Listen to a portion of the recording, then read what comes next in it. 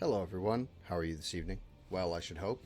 I had to restart the stream because we were having technical difficulties, but what happened with me today is I hung out with my daughter all day, and that was nice. Hung out with my dog, hung out with my kid, and it was very relaxing. I even fell asleep on the couch for like a whole half hour, so that was pretty alright. So, yeah, that was my day, man. Where we left off last time was we had escaped Komora, and I believe we're beginning Act 4, question mark, and a lot of side quests thrust upon us, a lot of trade deals thrust upon us. I was tired at the time, so I didn't bother going through them all. I still have not sorted through the inventory, what we're keeping, what we're getting rid of. I still haven't done all that, because there's a lot of points in there we could be using to barter with people to get better equipment, to then trade that equipment right out. Currently, we're hovering above Dargonus because we're going to go down there and help sort out Abelard's personal quest, his family drama, and I think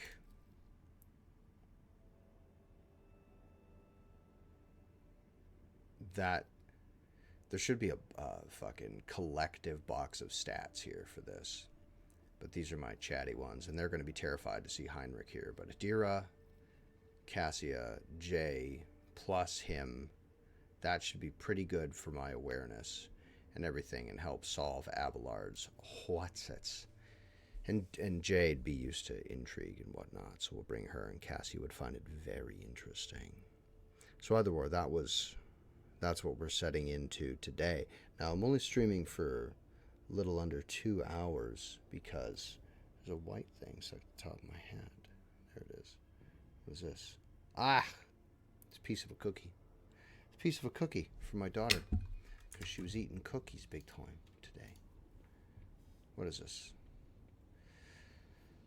Ladies and gentlemen, please stand aside. No need to crowd around. Governor Drivestone will take care of everything. There are 3 corpses in my courtyard. Right in the rogue trader's palace. Murder, subterfuge.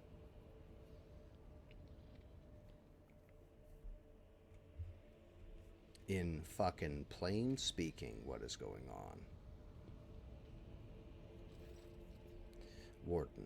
You are confronted by the sight of dead bodies at the entrance to the palace. The corpses have been hauled into a pile. Some are dressed in uniforms of palace wardens, while others are arrayed in the clothing typical of Dargonus nobility. Upon seeing you, the young enforcer stands to attention, swallows noisily. His voice trembles as he says, "Your lordship, we are honored by your presence." Examine the assailants.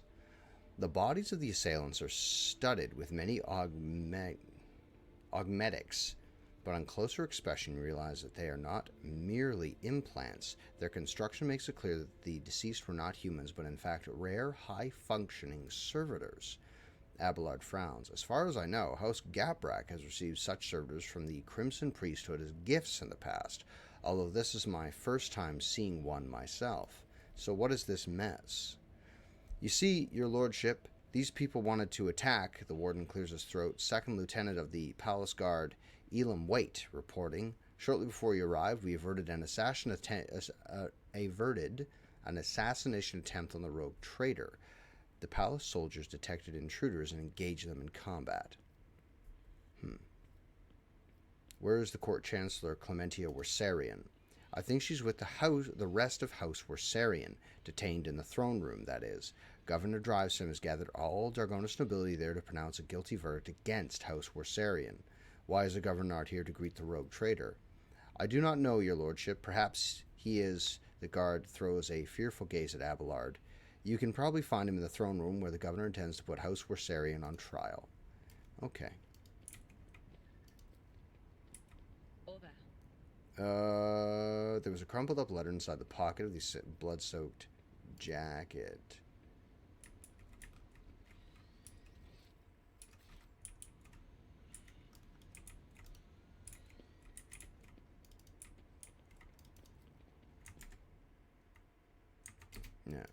Let us not dawdle.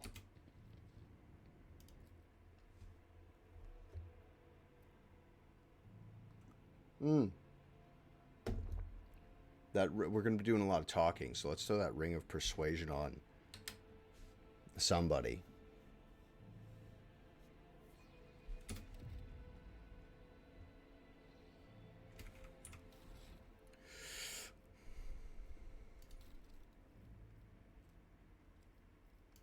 What do you got on you, Jay? Let's... Where's that ring? Momentum. This is commerce and lore.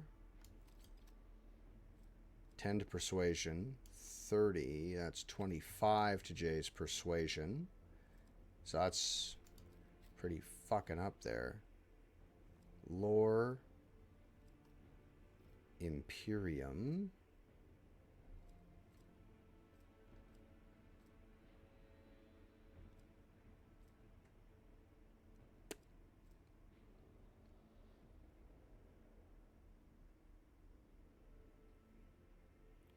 Was there not... Her Medicae is 110. Fuck, that's really good. And that's commerce and lore. Your Imperium 90.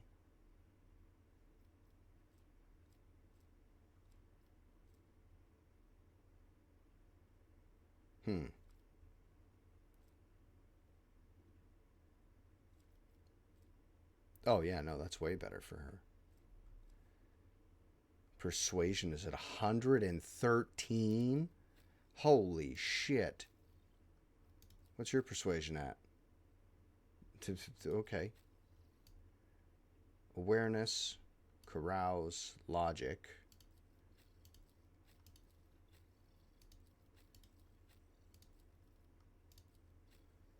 Okay. What are you wearing? It's giving you an extra...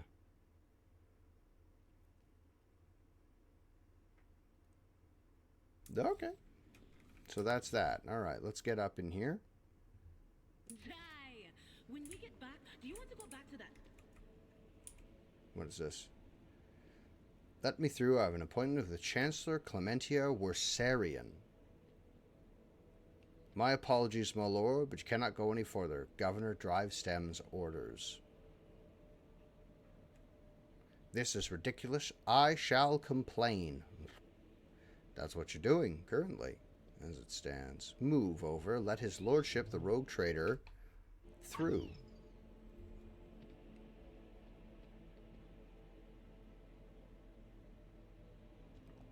They humbly beg my pardon. Governor Urban Drivestem. Your lordship, 'tis an honor. Governor Urban Drivestem seems to materialize out of thin air, so suddenly does he emerge from the crowd. I regret that such unfortunate circumstances have occasioned the rogue trader's visit to the capital. Clementia tries to take a step toward you, but the warden nearly stops her. Her face is veiled with fear and wariness. Your lordship, you are here. Please, you must hear us out. The rogue trader is undoubtedly here to listen to the testimony in each and every one of us, and punish the traitors. The governor's words directed at Clementia are harsh. They are echoed by scornful sneers and whispers of the assembled nobles. We have known each other for many decades now, and we've had our fair share of disagreements. But do you really think my flesh and blood would trample upon the very definition of honor and loyalty? Abelard's voice is quivering with rage. The governor sweeps his gaze over Abelard, then replies, a faint shadow of a doubt in his voice. We have the evidence implicating them, Abelard. I'm sure that his lordship will arrive at a fair ruling. Well,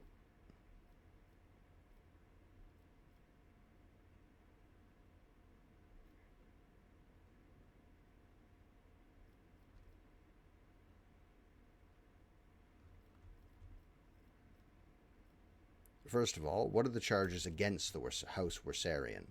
disruption of logistical lines, bribery of the Adeptus Administratum officials, document forgery, and organization of heretical insurrections. On top of the evidently devastating economic impact this has had on your protectorate, these criminal acts have impeded the delivery of imperial tithe, which in turn has drawn the Administratum's attention. An esteemed member of the Adeptus Arbites is expected to arrive on Dargonus shortly, but before they do, we are obliged to identify and punish those responsible. Okay, Clementia, I wish to hear your account. Your lordship, House Wersarian, denies all charges laid against it. Clementia glances at the governor with defiance. These last few months have indeed been trying for Dargonus, but we have done our best to remedy the situation. My family's every effort was focused on stabilizing the capital's logistics and economy. So much so that we failed to notice the web of intrigue unfolding behind our back. What has happened on Dargonus in my absence? When we caught wind of the rumors of your disappearance, we patiently awaited news of your return, but then Dargonus was struck by a series of terrible events. The first was the sabotage logistics that hampered shipments, then mass unrest spread across the entire planet, and the minor noble houses began squabbling amongst themselves, trying to pin the blame on their rivals. We took great pains to calm them down and managed to quash the revolt, though not without some outside help, unfortunately. Jesus. These events have also been overshadowed by and I'm ashamed to even say it out loud in front of you, your lordship, the rumors circulating among the higher houses. The governor stammers and takes a deep breath. Some were calling for Theodore's true heir to be installed as head of the house, Kunrad Voigtgear. Not all of your subjects have forgotten his past efforts for the benefit of the trade protectorate. Drivestem stops talking, watching you with a tense expression. When the investigation was launched, the evidence led us to the Wersarians. Why are the dead bodies at the entrance of my palace? Your lordship, I humbly beg your pardon, Drivestem bows once again, trying to placate you. You see, right before your arrival, the palace guard discovered a plot to assassinate you. Fortunately, the malefactors were disposed of before they could cause you any harm.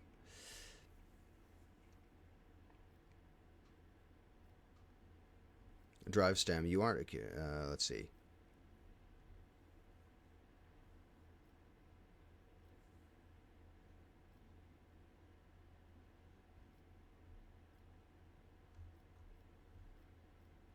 Drivestem, you aren't accusing one of Dargonus' leading noble houses of treason without airtight evidence, are you?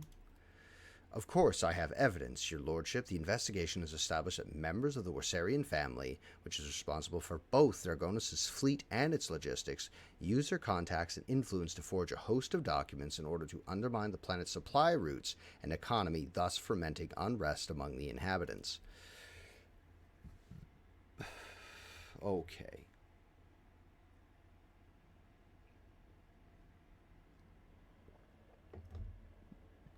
Allow me to introduce my son. Oh, yeah.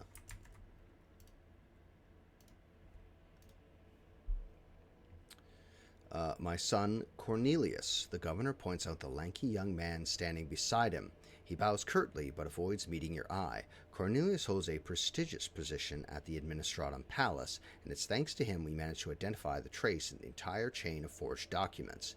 The investigation led us to the perpetrators, who admitted to acting on the orders of members of House Wersarian. It was they who were intent on spreading the idea of restoring the title of rogue trader to the true heir. This young man is shrouded in a mist of gray and blue. Sickly shadows of fear are flooding around him. Cassia speaks so quietly that only you can hear her.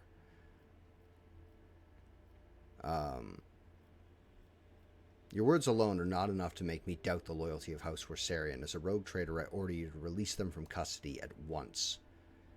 Under different circumstances, I would not have dared to disobey your word, your lordship, but I am afraid that the situation demands that the guilty receive their due punishment. The sabotage of logistical chains perpetrated on the capital world of your dynasty has naturally had an effect on the tithe collection. The most honorable representative, the Adeptus Arbites, will be here before long, to investigate the matter. Alas, their attention puts both you personally and the entire protectorate at risk.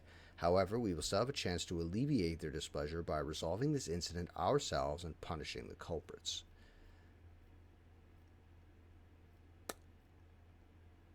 Sabotaging logistics, riot, conspiracy. The case appears to be flimsy. I wish to learn more before I make my final decision. As you wish, your lordship. The governor inclines his head in a stiff bow. Speak to me when you are ready to announce your verdict. Thank you for your willingness to help, Lord Captain. I am certain that all charges are false, and I would be grateful for your help in exposing them as such. I think you should speak to everyone present, the noble lords and ladies. Why would I speak to them? They're not who I need to talk to. Show me this evidence. Now, drive stem, Wersarian, Sourback, Gap Rack. First of all, I'm going to speak to Clementia Wersarian. As you draw closer, the wardens step aside, bowing respectfully, allowing you to approach the Wersarian family. Clementia, tired and slightly disheveled, is the first to bow her head to you in deference. Several men and women behind her follow suit. Your lordship, the woman stammers as if lost for words. Accept my most humble apologies for failing to greet you properly, and my thanks for agreeing to speak with me before making your final decision. The charges brought by the governor are severe, but I can only assure you of this and swear on my honor we are not guilty of the crimes the House Wersarian is being accused of. Clementia, a hint of sorrow creeps in Abelard's voice, belying his stern facade. You were acting head of this family. You were supposed to take care of each and every family member, and now you're being accused of treason and collusion against the rogue traitor, and the entire family is facing death. How could you let this happen? Fucking...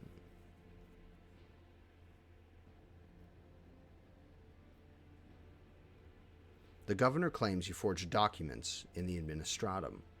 The fleet is the primary remit of House Wersarian. It's our responsibility. Logistics and supply routes are another area of our responsibility. We have no direct influence on the inner workings of the Adeptus Administratum. The first large-scale deliveries were cancelled after quantities of food were miscalculated by clerks in the Administratum. Then we were faced with incorrect weather data and meager fuel budget. It was clear that the cause of all these problems was the calculations performed in the Administratum in one way or another, but no matter how many times we asked, we could not ever obtain any clarification on the matter. I found this letter on the bodies of the heretics who planned the attack. Can you tell me about it? Clementia reads the letter. The Wersarians behind her read it over her shoulder. Your lordship, let us be frank. It would be foolish of me to try and orchestrate something like this, knowing how many wardens are patrolling your palace. I would not have let myself or anyone in my family get involved in such a scheme. The attackers were high-functioning servitors, one that looks closer to ordinary humans. Do you know anything about them? Servitors, is that so? Clementia crosses her arms and furrows her brow, deep in thought. I have encountered servitors that were indistinguishable from normal, augmented humans, but only once. They were accompanying several members of House Gaprak. Okay? If you are not guilty, who is? Who stands to gain from framing you? Anyone, really, Clementia replies with a bitter laugh. The other houses consider us unworthy of our position, and many would jump at the chance to get rid of us and gain control over what was once our domain, the planet's fleet and logistics at the very least. Lady Theodora chose to grant noble status to House Wersarian, but the other houses, which have served in the Expanse for millennia, did not welcome the decision. It has led to some difficulties. I want to find out what is going on here and who the real master behind all this is. Where should I start? I'm afraid I cannot be of much help. Talk to the representatives of the other houses, eavesdrop on the retinue, and perhaps you'll hear something unusual. I don't have to ask, did you do it? Because I know they didn't. I know that they didn't.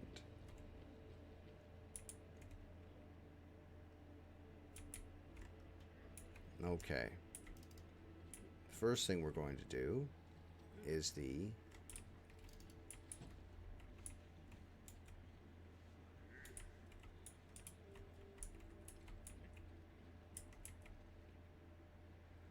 that's the... Where's the mother? Where's the father?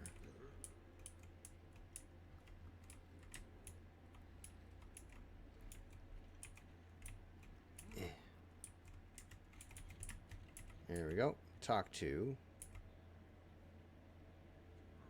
Vincent Gaprak. The lords and ladies, sumptuously dressed in the colors of House Gaprak, are standing in a half circle around Toriana and her son Vincent. The bodies and faces of almost every member of this dynasty are covered in large, ornate augmentics. Toriana Gaprak curtsies to you. Her mechanical voice sounds distant and indifferent. Greetings, your lordship. May the Omnissiah grant you understanding. With a click, her visor oculars swivel to the seneschal. Abelard, it must be difficult for you to be here under these circumstances, with your house standing accused of such a grave crime. My family, Lady Toriana, is yet to be found guilty of anything. That verdict is for the rogue traitor to reach.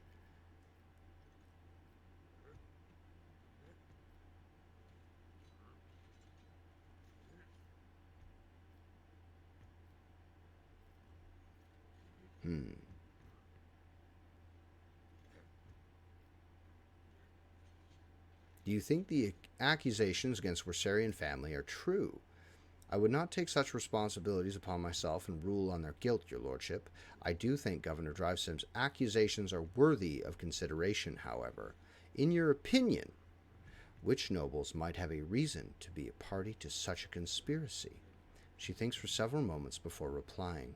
Pardon my bluntness, your lordship, but I will answer truthfully. It could be anyone. Greed, fear, and ideals can drive even the most loyal subjects to do the unthinkable. I've examined the bodies of the assailants that were killed today. All of them were high-functioning servitors. Such servitors are only employed by families close to the Adeptus Mechanicus. Isn't that so? Impossible to read Toriana's emotions in her heavily augmented face, but her sudden turn toward her family betrays her confusion and surprise. Perplexed whispers bounce from one family member to another. Impossible. We came here by ourselves without any servitors. We know nothing about it. Your lordship, thank you for informing us of this. You are absolutely right. My house has indeed been endowed with high-functioning servitors, a blessing from those who revere the Omnissiah, but today none of our house members were accompanied by them. I found this note on the bodies of one of the attackers. What are your thoughts on it? Toriana's mechanical fingers grip the paper. Officially, high-functioning servitors are employed by my house, and my house alone. If such units were attacked the rogue trader, suspicion would instantly fall upon the Gapraks. I assume that this is what the Wersarians intended to happen, but they did not expect the servitors to have this letter on them. Vincent, I wish to speak to you. Ah. Ready to serve, your lordship. How may I help you?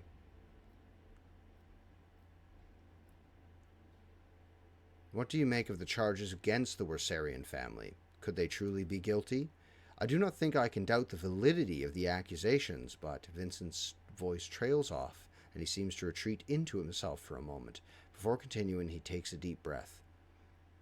I am also not sure that House Wersarian had a reason to betray you, your lordship. I do not know of any instance where their loyalty to you and the Emperor was anything less than unwavering. I know you care for Astaria Wersarian. Are you prepared to watch her die? Vincent's jaw augmentics screech slightly. The young man scrutinizes his mother and the other family members for a few moments. There's something you ought to know, your lordship. Today I noticed one of my family members to be in odd, uncharacteristic mood.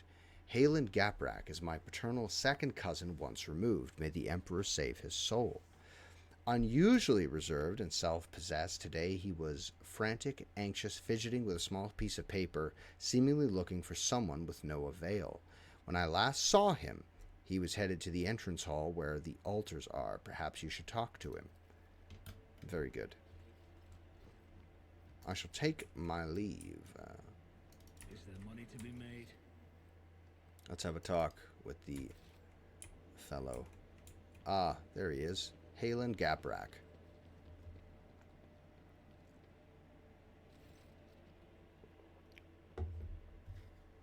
A finely dressed man of middle years is kneeling in front of the altar, his palms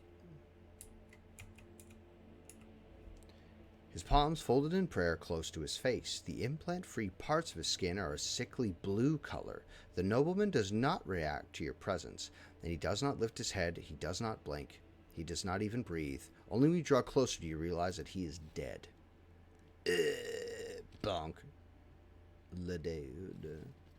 Abelard looks at the man, his eyes grim, the colors of House Gaprak. I do not believe he decided to take his own life in such an extravagant way.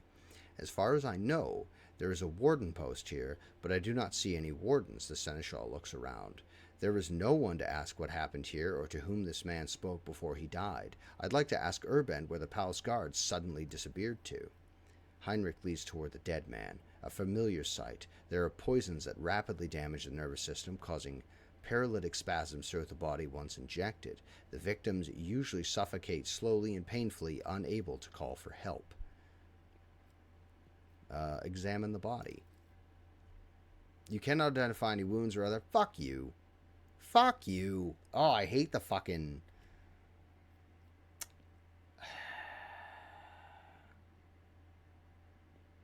Search the pockets. You discover a secret pocket in the lining of the dead man's luxurious jacket, and you find a folded piece of paper inside.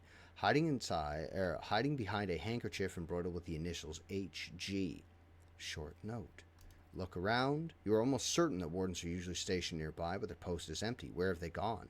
This would be an excellent question to put to Governor Drivestem. That fucking annoys me. That annoys me greatly. That we fail the test with fucking such a high... I'm not going to fucking go back and do all that again, but if I were playing like by myself, I absolutely would, because that's a load of bullshit. Notes. Bloodstained letter.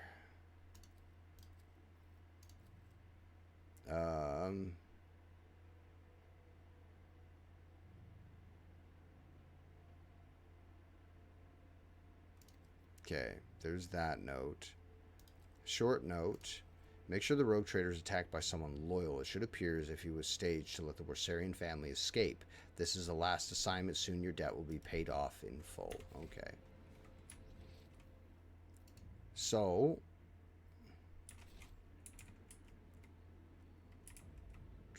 let's ask Urband.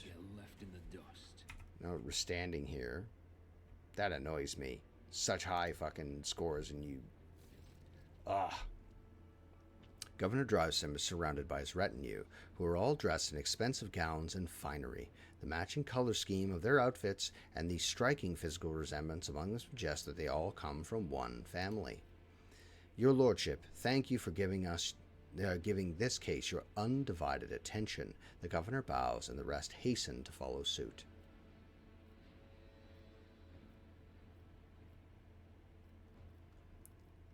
I wish to hear your reasoning again.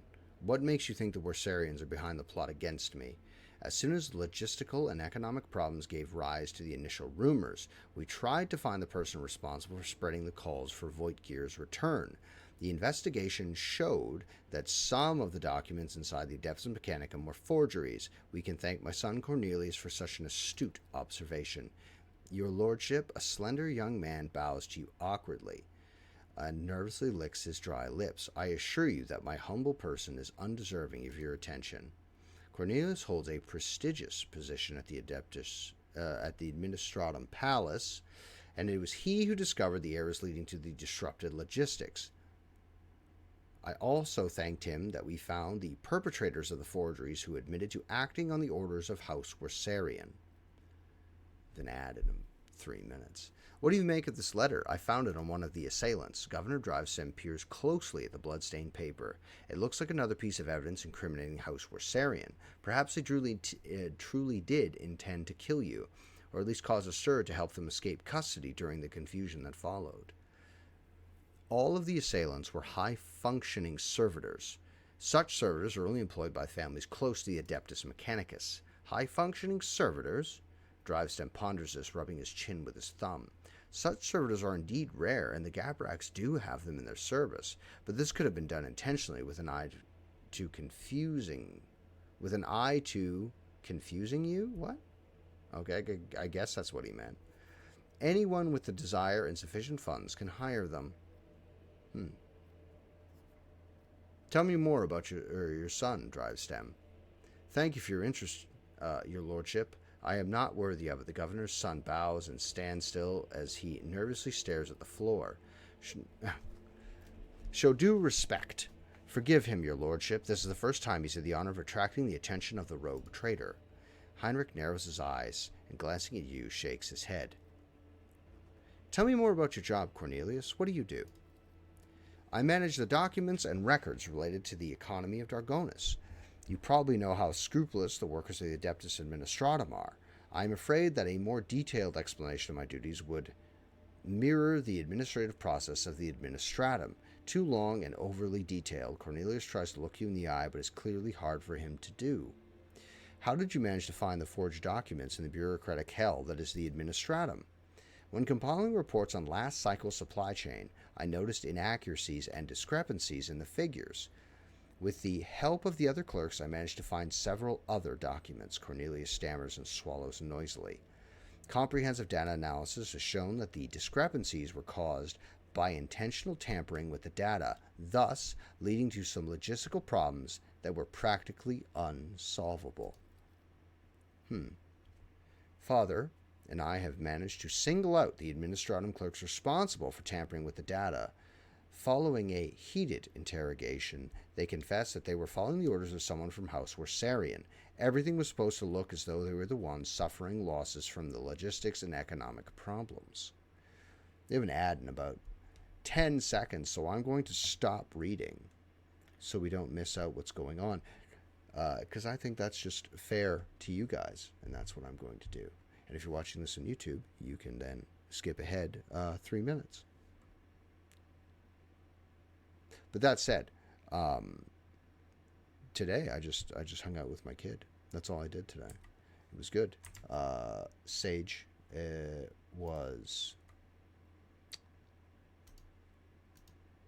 was running her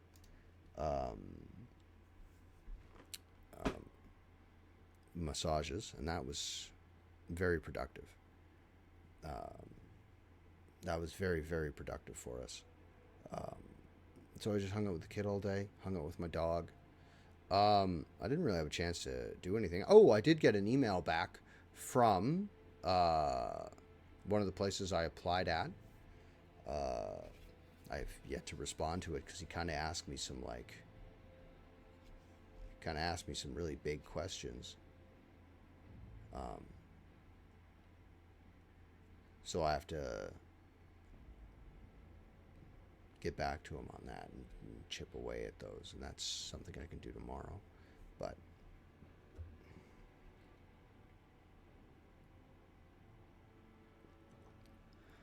it was a nice day. It was a nice day to spend time with her today. The kid, I mean, helping her walk around. We went and sat in the lawn for a while with the dog. She ate grass. That was her big thing. She was just like, she'd tear up a handful of grass and put it in her mouth. And then I'd have to wrestle the grass away from her.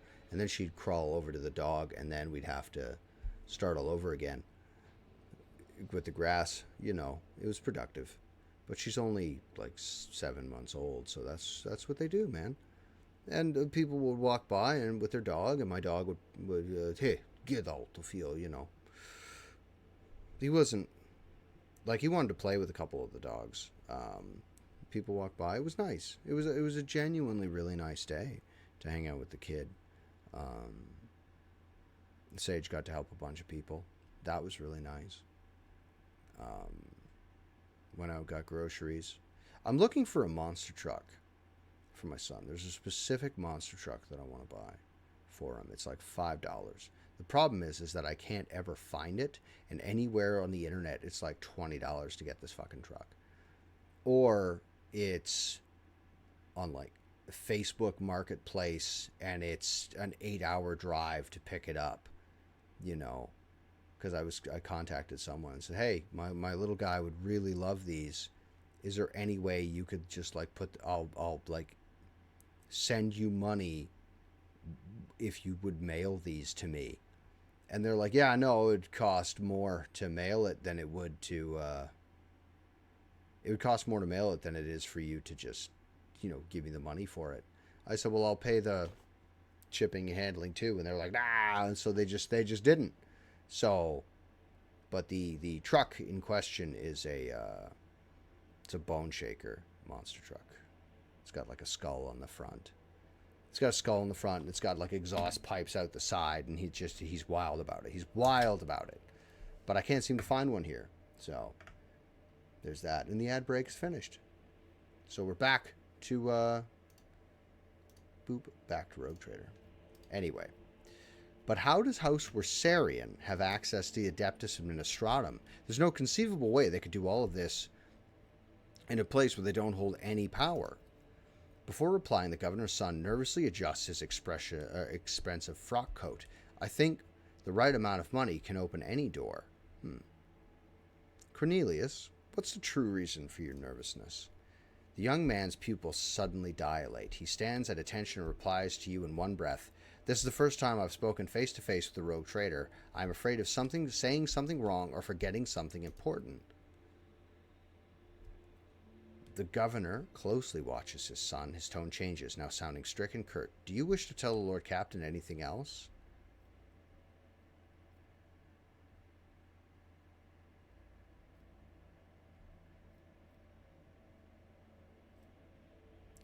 Place a hand. What's more terrifying, me or the Inquisition? Obviously, the Inquisition is more afraid, but more terrifying, excuse me. But this gives me points. Place a hand on your weapon. You are speaking to a rogue trader, and my patience is running out. Coercion test succeeded.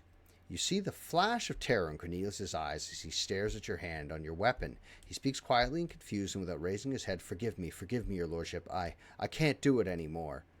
This lie has gone too far, and I can no longer control it. The truth is that all of the logistical problems were caused by a single error in the numbers. My mistake. What? Urban looks genuinely shocked and enraged. When I discovered my mistake, it was almost impossible to restore the supply lines. Then I was approached by someone who said they were a friend. They did not give me their name, and I never saw their face. They promised to fix the problem. All I had to do was pretend that the Wersarians were responsible for the mistake. As for the rest of the evidence, they promised to arrange it all. And Cornelius is suffocating with fear, unable to speak. Urban curls his hands into fists, the knuckles turning white. What have you done? How could you? Your lordship, he suddenly turns to you, as if trying to shield his son. This is my fault. I trusted my son and have failed you in doing so. I beg you, have mercy. Abelard shakes his head. And you called my family's honor into question, Urband. Nevertheless, I harbor no desire to kick a man when he's down. Lord Captain, the confession you obtained means that House Wersarian can now be cleared of all charges.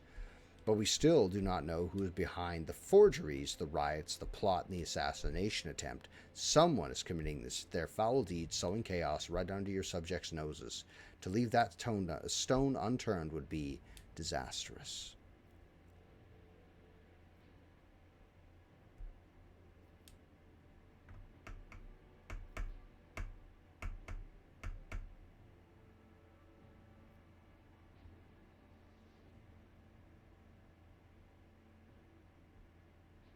What is this friend that approached you, Cornelius? How did the two of you communicate?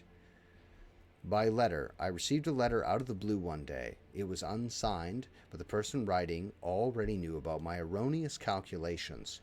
They offered to help me cover up my misdeed, and in return I would name the Wersarians as the ones who had sabotaged the supply lines. All I had to do was gather some documents, reports that were listed in one of the letters, and that kept my mouth shut.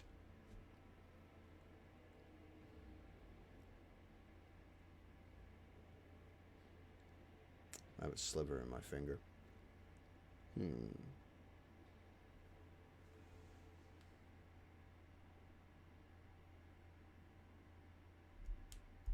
Urband, your son has found the courage to admit his mistake. I will try and find some compassion for him in my heart.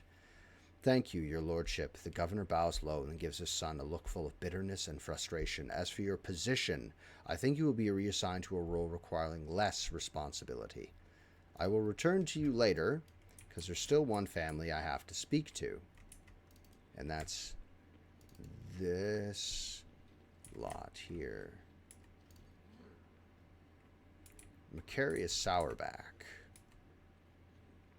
I'm going to drop a save here real quick.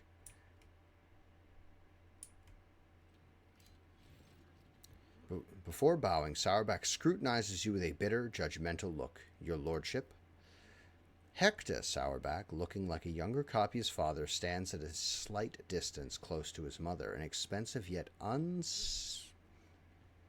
understated dress serves to highlight the dazzling beauty of Macarius' wife, Regina Sourback.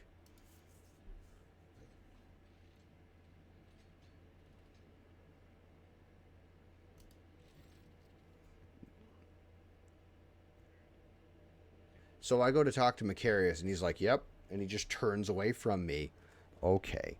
The members of House Sourback, led by Macarius, all bear a striking resemblance to one another. With their slender builds and stern looks, they bow to you in unison.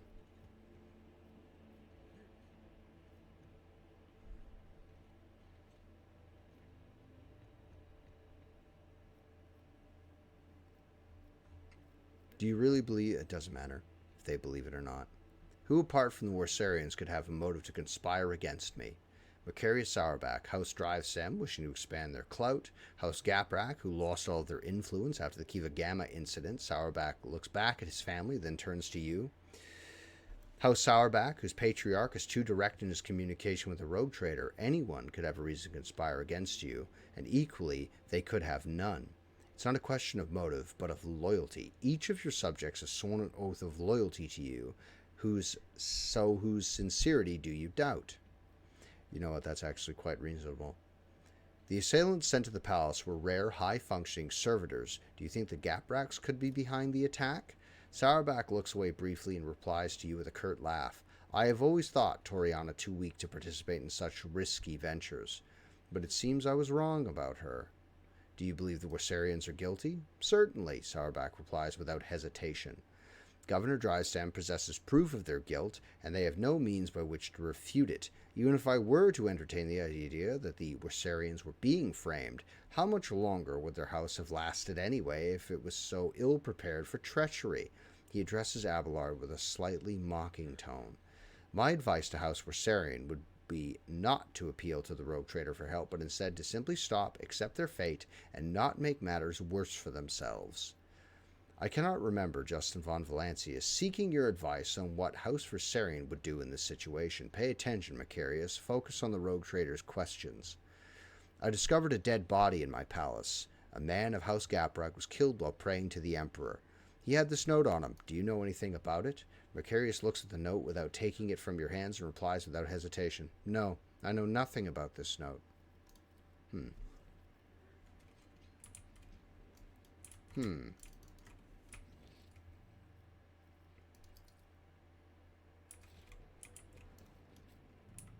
Well,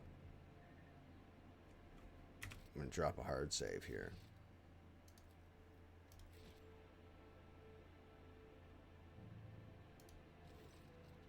When you approach them, the conversations die down. The governor bows his head in deference. How may I serve, your lordship? Are you ready to pronounce a verdict? Summon everyone. I am ready to pronounce my verdict. Understood, your lordship. Allowed me prepare everything.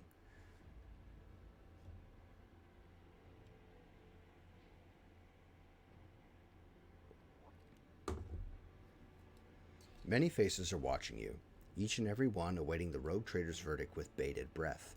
The charges brought by Governor Drivestone were fabricated. House Warsarian had nothing to do with the orchestration of the riots and the plot targeting the rogue trader, and yet this matter is far from concluded.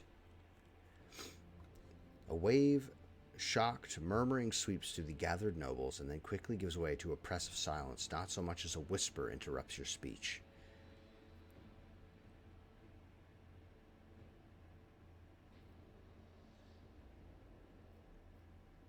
Really? I could just fucking...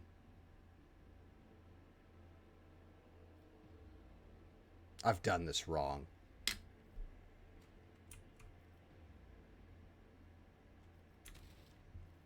I've done this wrong for sure.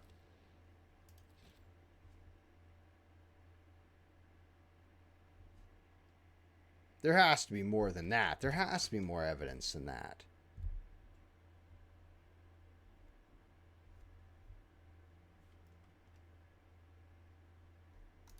There has to be more than that. That doesn't make sense.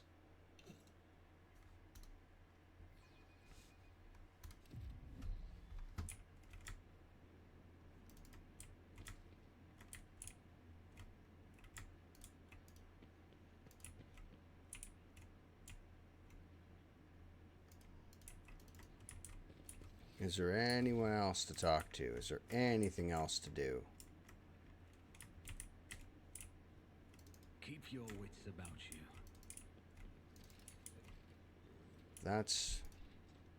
Let's talk to Toriana for a second.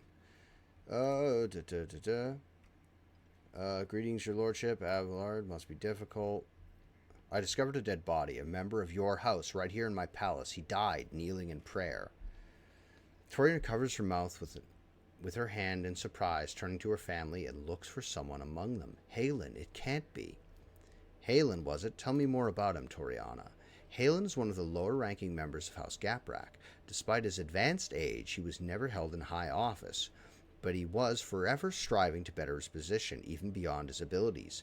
Many members of my house struggled to cope with the misfortune that befell Kiva Gamma and our family. Some members could not reconcile themselves to our new position. Halen was one of them.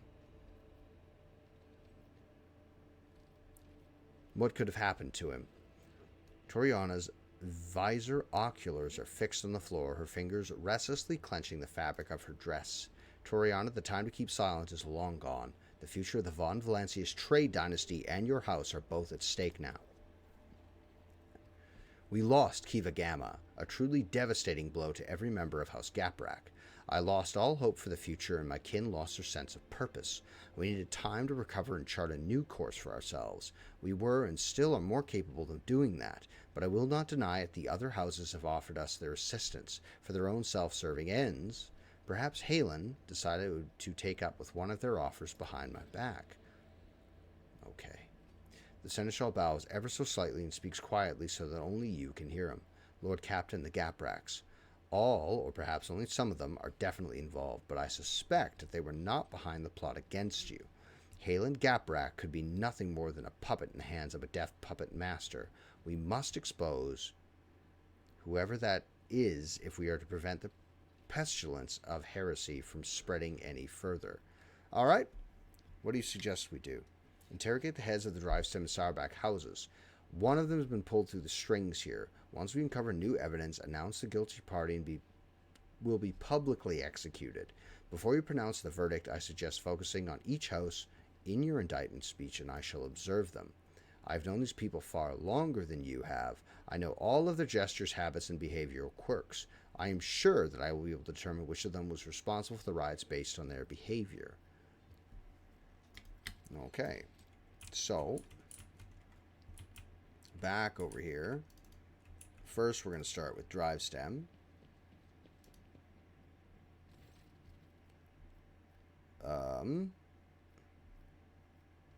I found a dead body in my palace. A member of House Gaprak was slain in front of an altar. Do you know anything about it? A member of House Gaprak was killed in the palace? The governor's eyes bulged in surprise. And no one noticed? But how? There are wardens posted at every altar. There was no one near the deceased. The wardens had left their post. Did you order them to do so? Emperor forbid, your lordship. The governor helplessly throws his hands in the air as if to signify his powerlessness. Your negligence is stunning, Urbend. An assassination attempt followed by a mysterious death, and yet, here you are, oblivious to everything. The rogue traitor can justly accuse you of allowing a noble to be killed in the palace, and of failing even to notice it. It may be so, but it's for the rogue traitor to accuse me of your negligence, not you. The governor addresses you once more. Your lordship, accept my deepest apologies for my imprudence. Nothing matters more to me than my honor. I shall send the servants to deal with all of this immediately. Did you see Macarius Sourback today before I arrived? Macarius, I did not see him myself, but perhaps the governor turns around and asks his family. Have any of you seen him today? A Drivestem aristocrat says, the nobles talk quietly among themselves, and a middle-aged woman with tall, extravagant hairstyle replies to you.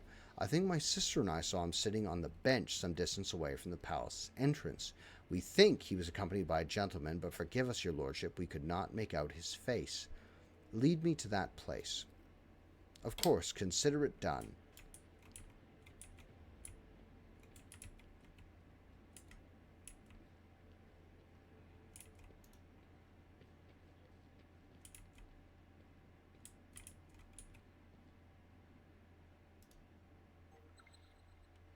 I saw Lord Sourback conversing with someone here, your lordship.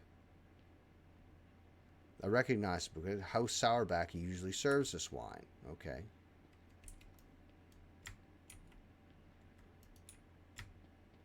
I always keep my options open.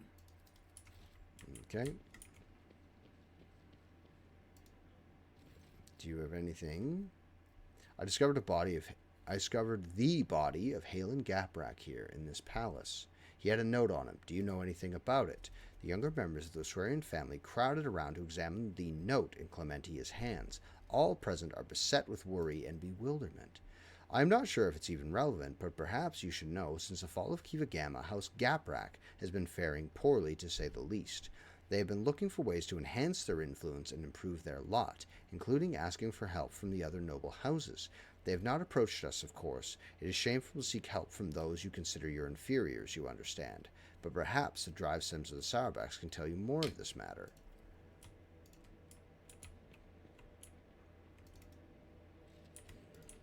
And there's this idiot to talk to. Oh, turn around, bow in unison. And we already asked him this question. Okay. So, alright. Let's go talk to Urbend. Punish all of them is my answer. Summon everyone. I'm ready to announce. Click save.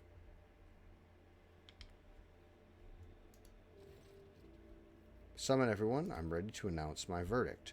Understood. Let me prepare everything.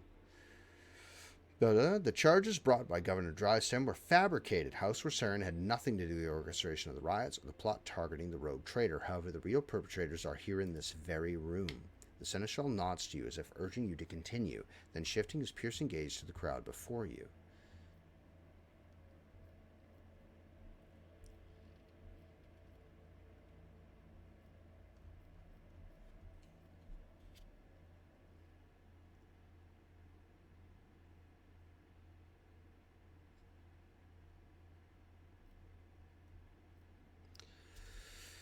Urban Drivestem, you have exhibited inexcusable negligence by failing to question the possible involvement of any other family besides the Wersarians. We discovered the attempt of my life was orchestrated by a member of House Gaprak.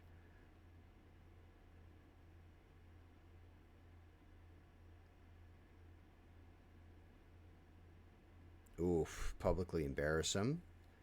Urban, this option is tell the entire court that it was the son's fault.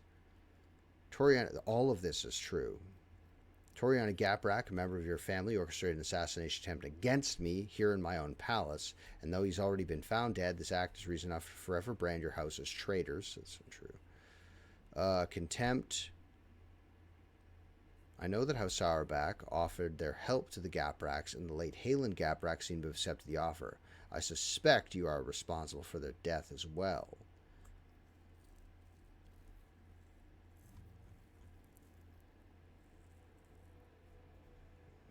To start with, first of all, I will do this one. Urbend. The governor closes his eyes, fear and shame getting the better of him. The faces in the crowd look confused and surprised, but you see more wearing expressions of self-satisfied contempt. Abela looks from the governor to you and suddenly shakes his head to say, no, it's not Drivestem pulling the strings here. Urbend, you have accused House Rosarian of violations that, in truth, were the result of grave error committed by your son. The governor closes his eyes, self-satisfied contempt. It's not him, but I wanted to embarrass him anyway. They're not traitors. I know that House Sourback offered their help to the Gapraks, and the late Halen Gaprak seemed to have accepted the offer. I suspect that you are responsible for his death as well. Sourback furrows his brows and slightly cocks his head. He averts his gaze for the first time, as if trying to remember or make sense of something. You notice some restless movements behind him. Abelard narrows his eyes, scrutinizes Macarius Sourback and his retinue standing behind him. His sharp eyes light up when he catches sight of something important and hidden in the crowd. The Seneschal looks at you and nods, as if to say the puppeteer has given themselves away. Announce the verdict. In the conspiracy against the rogue trader, I find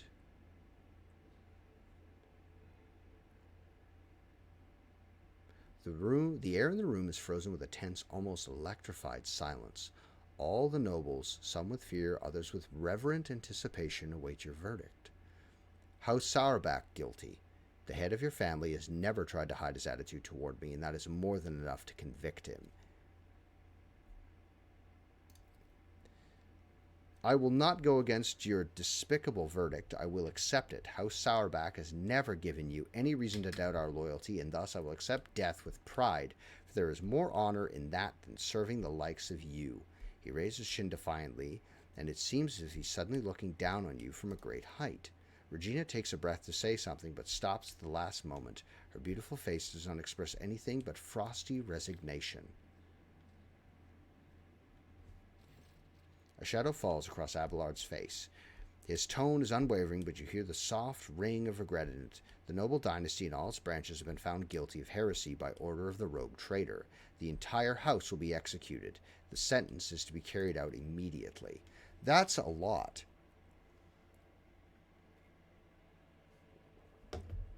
I feel like we didn't do that right.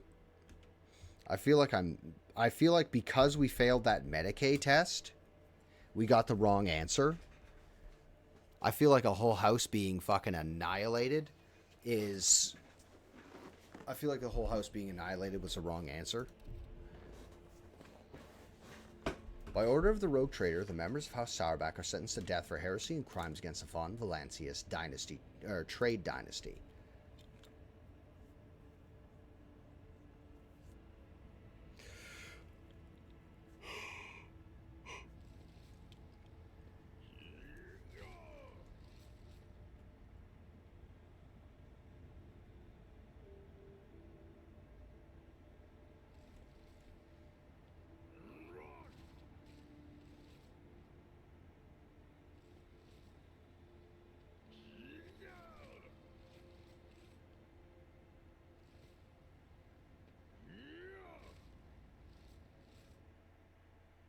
Well, they're all dead. Now I'm going to give their entire house over to the Gapraks or the Worsarians.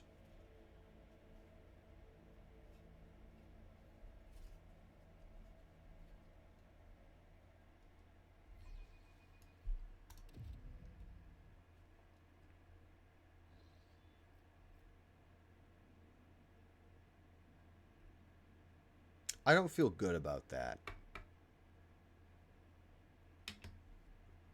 Give me a second. I don't feel good about that. I genuinely feel like we were missing something. I feel like annihilating an entire noble house was the wrong way to have that, to solve that problem.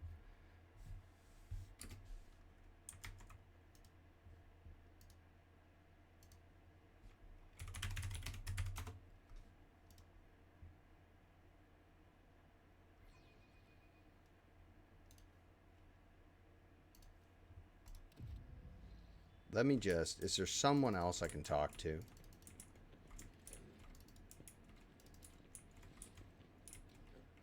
He doesn't like me, and that's something.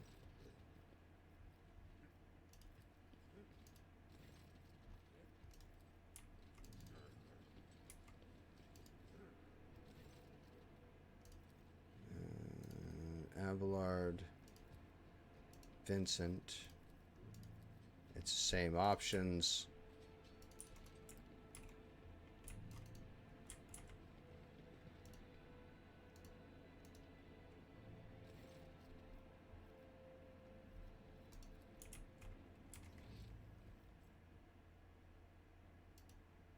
Always keep your eye on the prize. It's something about the body. He's still alive. He's standing there. He's still alive, this fella. He shouldn't be alive. I know that he's supposed to be dead.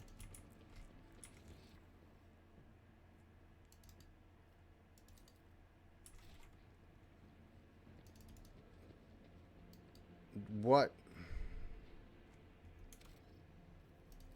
How far back?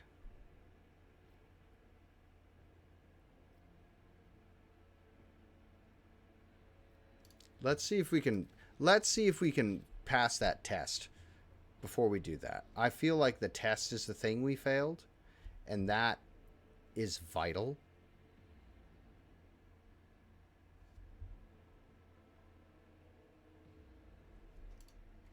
I feel like it was.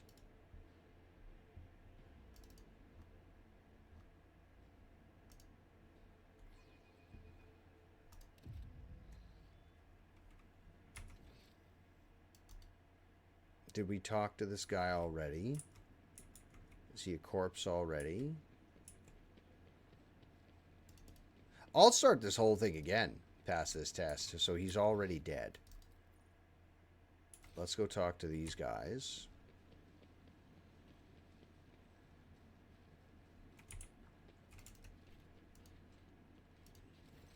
Continue. Okay, so this is where I've already failed the test. Man, fuck you, right? So we're back at this one, correct? This is the one I just loaded. If they're all separated across the room from the quick load, then we're boned.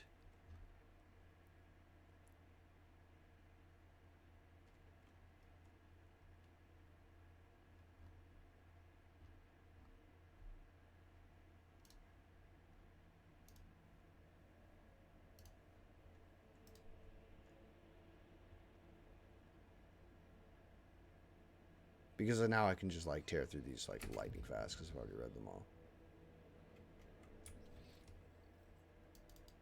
Is he down here?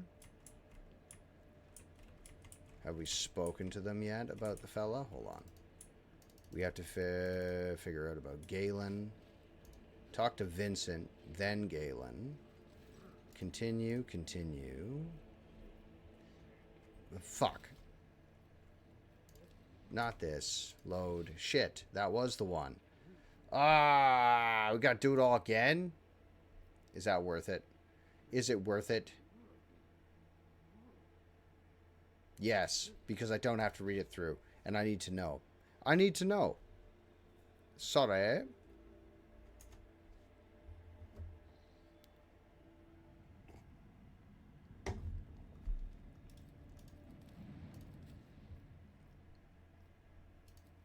Heinrich. Okay, so that's the party we're taking down. Oh, I should have saved before I did the medical test.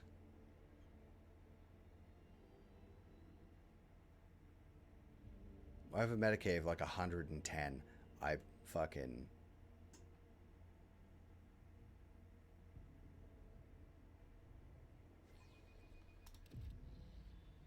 Okay, so there's this part.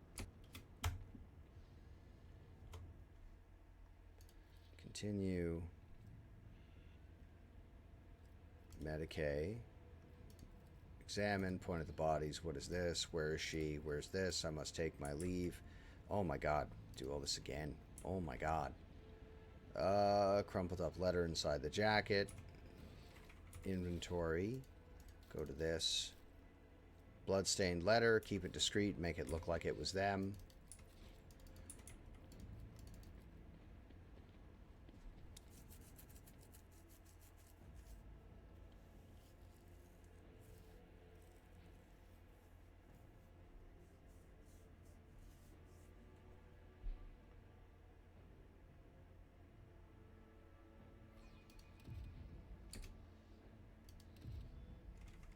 Okay, first thing we're going to do is go up here. We're going to... For fuck's sake.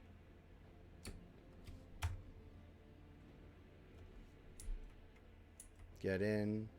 Drive stem, capital. Your lordship, you must hear from us. Capital. Quivering with rage. What are the charges? Clementi, I wish to hear your account. What happened to Nargonus in my absence? Why are there dead bodies at the entrance of my palace? Trying to placate me. You aren't accusing one of Dragonus leading houses, blah, blah, blah. Cassius says he's lying.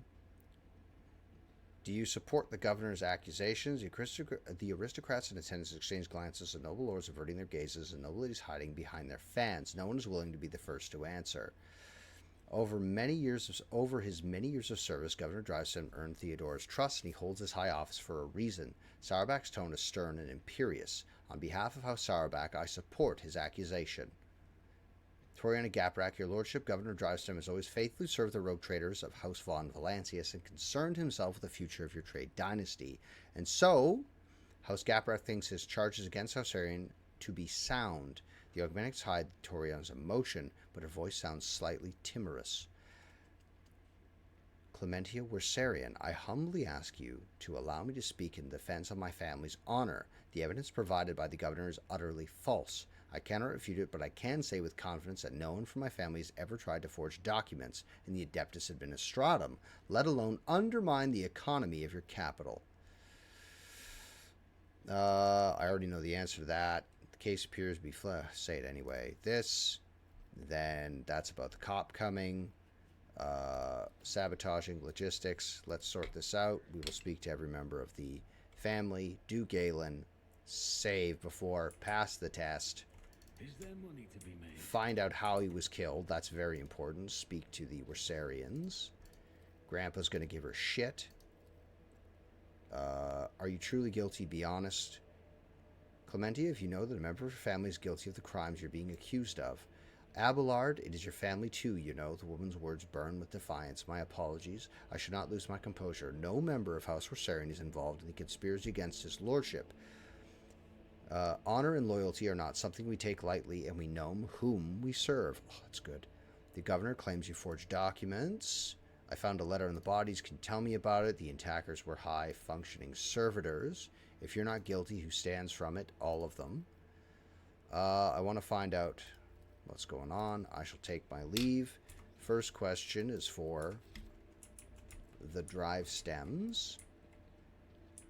Actually, no.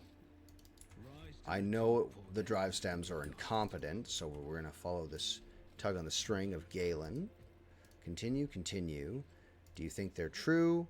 I'm not judging them. In your opinion, which nobles might have reason to be in parties? I've examined the bodies, but we know nothing about it. I found this note on one of the bodies of attackers. What are your thoughts on it? Vincent, I wish to speak to you. What do you think of the charges against Wersarians? I know you care about Asteria. That will do. Now we can find Galen. And we're going to drop a save. Right, we're going to drop a save. Then we're going to go down there. We're going to do the body. And we're going to get the fucking... find out how he died.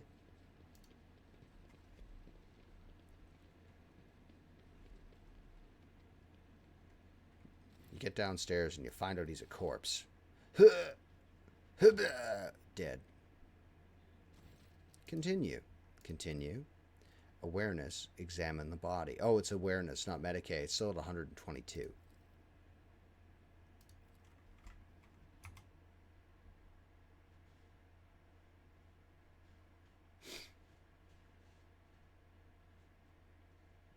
I am offended.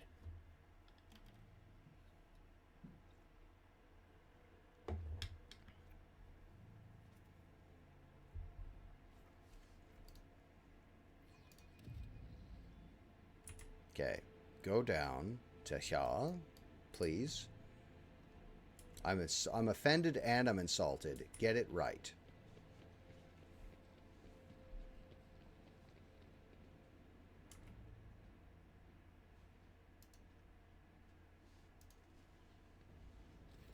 Continue.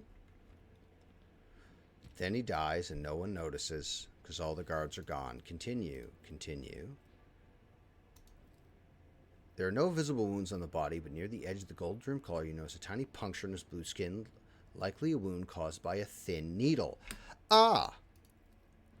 You discover a secret pocket in the lining of the dead man's jacket. You find a folded piece of paper inside, hiding with a short note.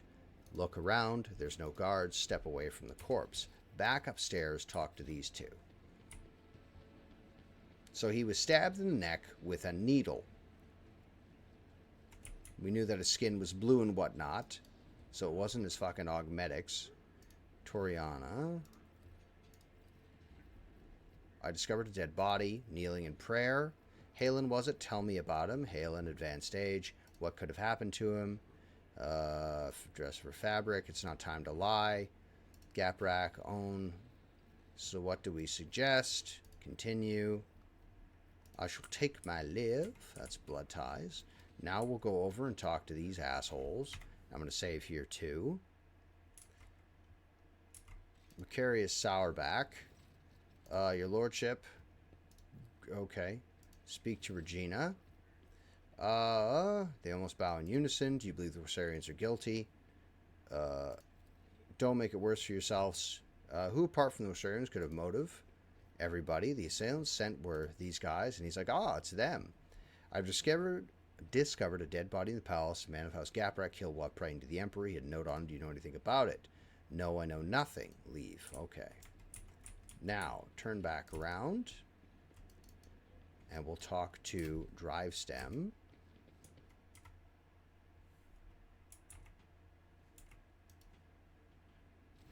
Continue.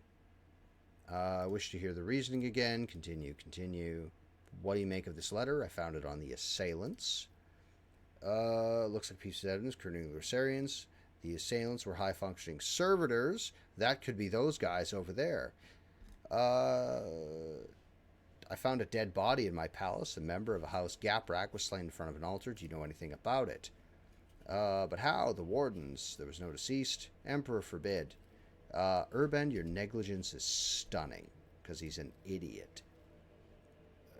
Did you see Macarius Sourback? Tell me more about your son. Continue. Continue. Heinrich glances and shakes his head because the guy's full of shit. Tell me more about your job. How did you manage? Continue. But how did House Rosarian have access to the Administratum? Cornelius, what's the true reason for your nervousness? Because of this. Are you afraid to talk to me? Perhaps you'd be more comfortable speaking to an interrogator of the Inquisition.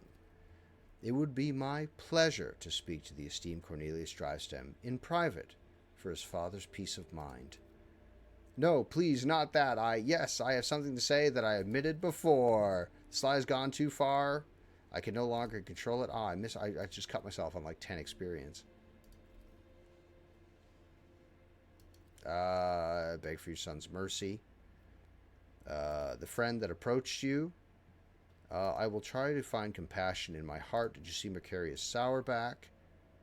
Lead me to that place and dialogue.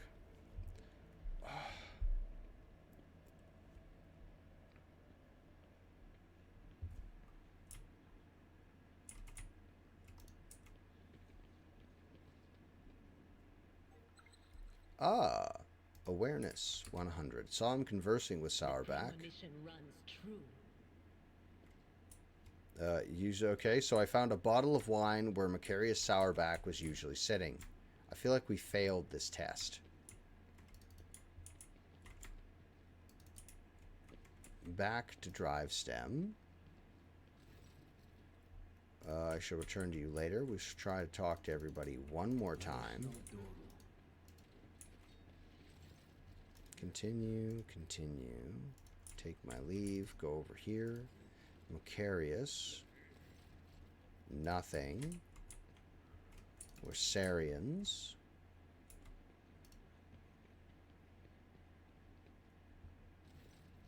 I discovered a body of Helen Gaprak here in this palace. No, do you know anything about it? No. I must take my leave. Alright, let's fucking try again.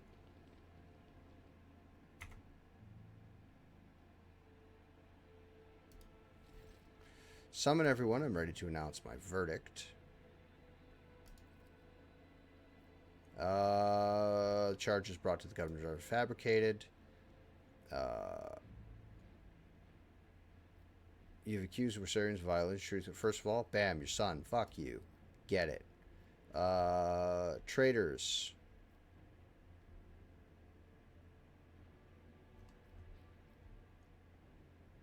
Inexcusable negligence. Just to let them know. According to Gaprak, a member of your family orchestrated an assassination attempt against me here in my own palace. Though he has already been found dead, his act is reason enough to forever brand your house as traitors.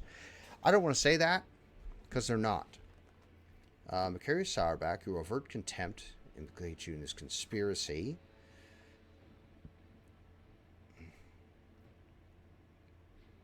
I know that Sourback offered the Gapraks, succeeded. You know something. Announce your verdict.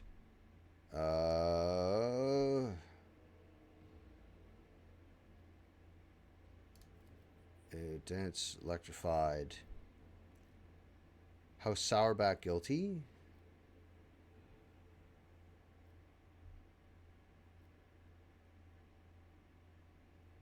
House Sourback is guilty. Seneschal, you may take it from here. I believe that's a different choice than we had last time.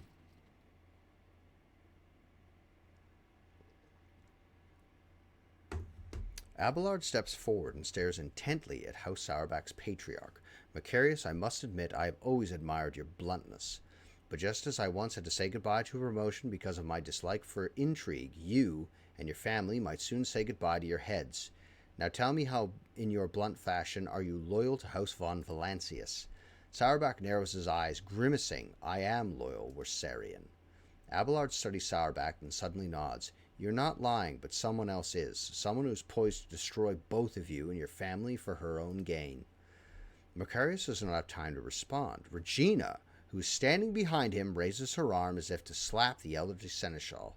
Abelard deftly catches her wrist, stopping her hand right in front of his face. Her dainty hand is adorned with a massive augmentic ring topped with a thin spike dripping with venom. That's a knife. That's trying to stab Abelard. Sourback shifts his confused gaze from his wife to Abelard, then back again. The stiff arrogance has vanished from his posture. Regina, you? Mother, upon realizing what has happened, Hector recoils from his mother. Macarius, your bluntness makes you an open book. When I talked about helping the Gapraks, you had no idea what I was referring to.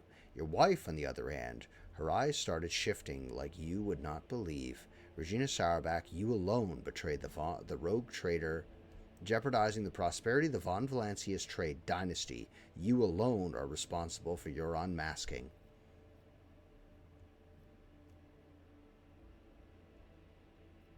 Regina, why would you do this?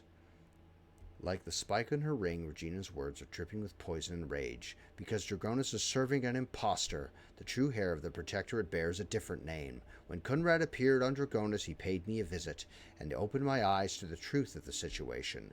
Theodora was killed by one whom she had so unwarily taken under her wing. Macarius is too narrow-minded to even consider opposing the rogue traitor, even an illegitimate one. So I had to wait for the right moment, and the disappearance of the Lord Captain could not have come at a better time. It was quite simple to trigger a chain of events on Dragonus so that people remember Master Voigtgear's past service. It seems that many of your subjects do not actually consider you a worthy successor. So why the Wersarians? Because when stripped of the Seneschal's protection, this house is the weakest one of all of Dragonus, and they are also particularly disliked by the governor's family. It would have been easy to bury the Wersarians under accusations of heresy. Who aided you? There's no way you managed this on your own. Of course I didn't. I have too many helpers to list them all, but rest assured there are plenty of them, just as there are plenty of people who follow Master Voigtgear. My death will not change anything. The true rogue traitor will come and take his rightful place when his time is right. So why'd you kill Halen? Halen was a good agent, but he was also a coward. He came to me just before our formidable rogue traitor arrived. He was ready to confess everything. I suggested that he plead for the Emperor's forgiveness first, and he did not grant him mercy, did he not? Abelard, the sentence is yet to be carried out. Finish this. Abelard turns his gaze to you. Does the rogue traitor condemn only the rotten apple or the entire barrel?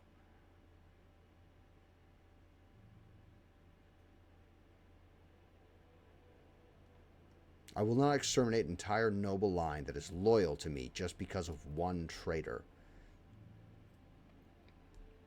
In that case, Regina Sourback shall be subject to intense interrogation followed by execution, where I hand her to Heinrich. And he has his way with her. I mean, I could probably do it too because I'm a biomancer, but Heinrich, better.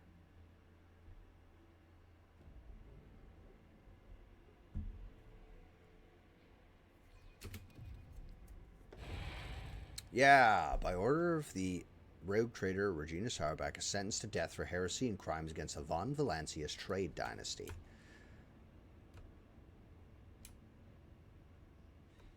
Oh, well, she was getting gutted by a... she was going to get gutted by a tech priest. I don't know why it was a tech priest.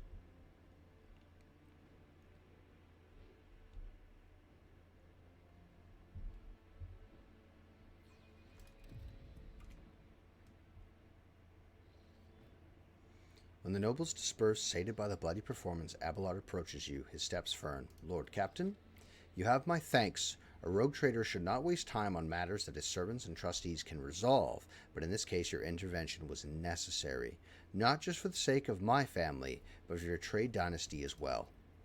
Regina Sauerback, evidently Kernrad's accomplices, continue to plot against your protectorate. I fear we have not heard the last of such scoundrels. Thanks to you, Lord Captain, House Warsarian is saved, although it came too close to being wiped out as a result of scheming without impudence within. Abelard pauses for a moment, staring off into the distance. Sometimes I think about how much I could teach them. I could ensure that they survive in the future without me. What are you going to do now? I need time to reflect upon what happened and the role I played in it. I think I will be ready to resume this conversation later, back when we were aboard the ship. Abelard bows to you, deferentially turns away, lost in thought.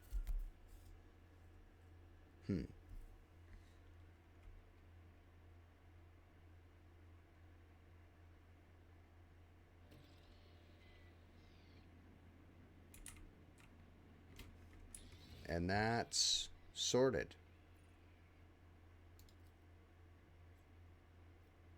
Oh, speak to Wersaria. Or Wersarian, excuse me. Clementia.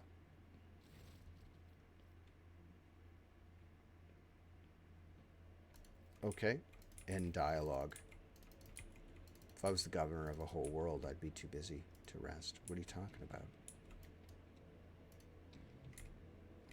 Back to the ship. Alright, so we saved... Alright, so... That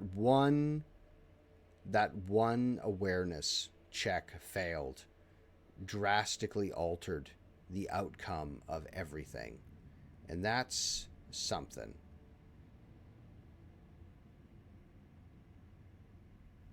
So we've done that. Everybody's like this. I have a whip. What is this? Oh, that's the thing. We didn't trade all that shit. That's okay. To the guy, Tervantius. Didn't trade it all to him.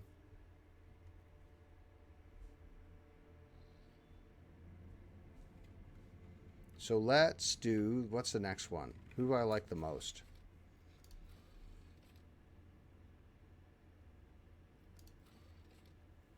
That's a main thing. The incident.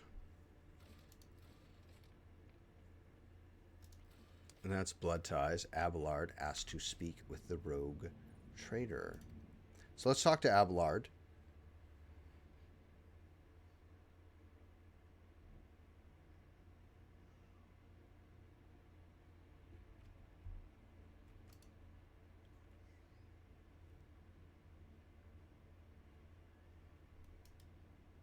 It appears that my little one's having a proper spaghetti up there.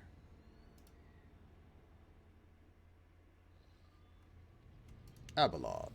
Lord Captain, allow me to express my gratitude once again for your assistance. If it weren't for your intervention, my entire family could have been executed on false charges. I could have lost them all. I never imagined the Versarians would be so vulnerable while I serve as seneschal to the Lord Captain himself, far from home. But such is my duty to the rogue trader, to keep tireless watch at the Lord Captain's side, to serve as a support in the darkest of times, for you and for me. I will not step down from my role, no matter what happens. Do not doubt me. Oh, Every family will learn from what has happened, and if hello. blood is worth anything, we'll be ready to face new trials without my guiding hand. Ah, very good. Very good. We're there, ready to face new trials. Hold on. Thank you for the compliment. I appreciate that. I hope you're having an excellent evening. Cat chewed on my glasses. I don't know if you can see that. I don't know if you can see that in there, but he chewed on my glasses. Maybe. A little bit. Yeah, there you go. Cat was chewing on my glasses like a little shit. He's a good boy. Don't you wish to return to your family to make sure the Warsarians do not fall victim to any other accusations? I cannot guard my family as if they were little children. I once tried to protect you in the same way, and quickly discovered that you have your own head on your shoulders, and your own opinion on things, even if I do not always agree with them. No, my duty is to be at your side, to be your seneschal. Oh, you're a good man. Well then, Lord Captain, it is time I return to my duties. Is there anything else? Send him back to his house. No, don't do that. Take my leave until next Lord time. Captain. The man. All right, now who's next on the list of people to help? Close chapter 4. I'm not interested in that. That's shit from chapter 2. Close that. Because I've got it, just I don't have it. The door. That one's way up there. A new ruler.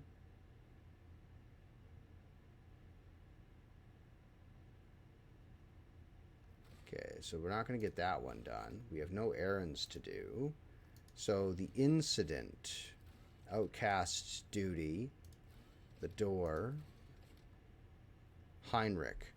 That is in Garterfall's Calamity.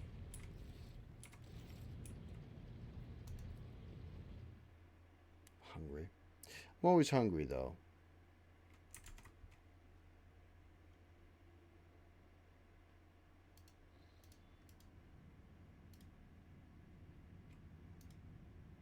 Oh. Well, that makes sense. That's where he is. This is an unidentified anomaly. Let's check this out for a second. Lord Captain, urgent message. Our enforcers have arrested a dangerous saboteur who attempted to gain entry to the bridge. This incident may be worth your attention. You see, both the saboteur and the circumstances of his capture are rather strange. You cannot tell if Vigdis sounds baffled or worried. I think it would be reasonable for Majos Pascal to take a look at him as well. What's so unusual about the saboteur and the way he was captured? The thing is, Lord Captain, the saboteur is most definitely a tech priest. He found his way aboard the ship and penetrated all our security systems with staggering ease. Both his ability to communicate with machine spirits and the combat potential of his augmentations are extraordinary. Nevertheless, enforcers managed to capture him. During the arrest, the intruder, he offered no resistance at all. Instead, he asked for an audience with the great machine spirit.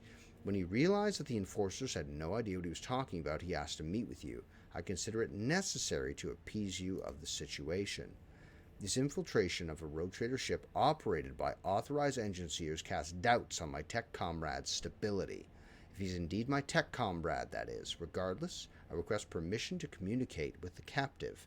Very well, I will speak with him. Understood, Lord Captain. The saboteur will be brought to you. Probably with a bomb. Oh, we have another ad break coming up.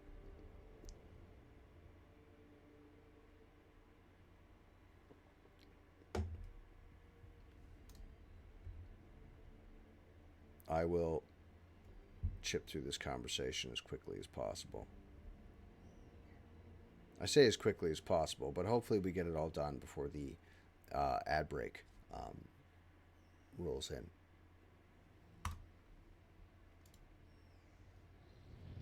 Okay, where's the guy? There he is. A group of servitors whose movements are suspiciously well synchronized stares at the towering prisoner. You do not need to hear them speak to recognize Nomos, who's seen fit to attend the interrogation. The captured man, if he can be called that, looks positively gigantic next to the enforcers at his side. Deadly-looking metal gleams dimly beneath his faded crimson robes. His sands are still folded obediently, and his mechadendrites are perfectly still. I greet the master of this vessel cathedral and offer my humble apologies for this unbidden intrusion. My apologies to you as well, brother. The interloper inclines his head in the direction of the frowning Pascal. Then the prisoner turns slightly, looks straight at Nomos' deserving servitors, and of course I must beg forgiveness from you, great spirit. It was not my intent to desecrate your temple. Ah, how did I know?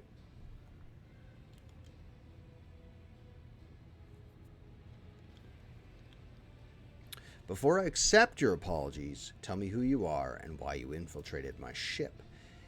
My name, if matters, is... Oh, Jesus. Asclepius? Asclepius. That's a terrible fucking name, guys. Formerly a computator general of the Cognizance Fleet, now a liber recluse with the status of Malatech. Is that what the robes are? Malatechs are exiles whose ideas have not crossed the line of heresy yet, but come close to it. They are removed from the fleet structure to give them a chance to see the folly of their ways and prevent sedition from spreading. Pascal's voice sounds unusually alarmed. I'm going to snooze this ad. All of that is trivial. My past is nothing but a set of archived data. My lost status is part of replacement string in the long chronicle of the Cognizance Fleet.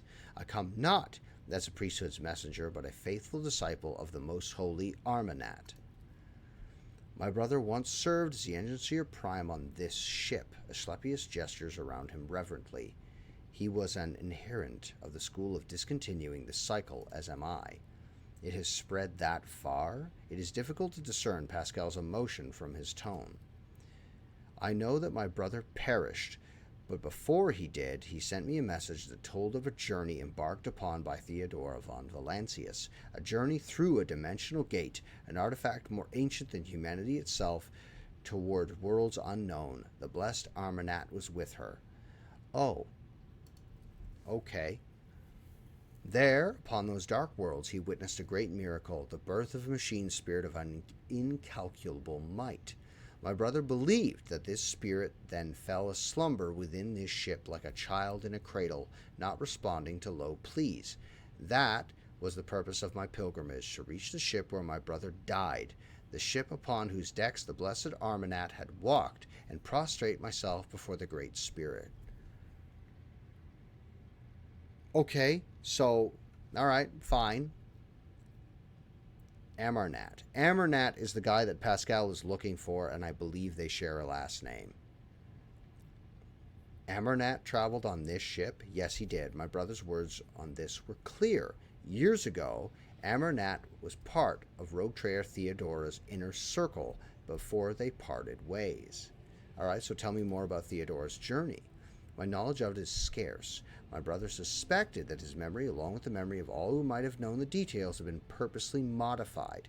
He saw it as it were a sign that the journey had revealed a great truth, and there were those who did not wish to see the truth see that truth brought to light. All that he conveyed to me was that Theodora had reached worlds unlike any other the people of the Koronus Expanse had ever seen. There she unearthed a great treasure of technology, one that Armanat had the privilege of experiencing. I found that gate, and that's a Necron fucking Dolmen gate. Oh. What do you know about this great spirit? It is a great miracle, the omniscience breath meant to help us discontinue the cycle. It was born of the treasure that Armanat and Theodora discovered on the Dark Worlds. Yet even being so glorious needs attendants and guides. And as long as the Cognizance Fleet is racked by schism, my brothers and sisters suffer defeats without end, there is no one to aid the spirit. That's why I came here. Does the name Nomos mean anything to you? Nothing. Okay? He is not Nomos. He has not come to know us yet. He will if you let him, Justin. We know, we sense that his words are about us, that the story he is told is our story. You are strong, let yourself be caught. I took a vow that I would never inflict physical harm upon lay people. The Omnissiah grants us the power of the true flesh for a purpose other than damaging the frail and the blind creatures that are all who have not yet tasted his knowledge. I've made my decision regarding your fate. Whatever it is, I will accept it. As will I, and yet I plead that... Here's to new beginnings. I'm sorry, hold on a second.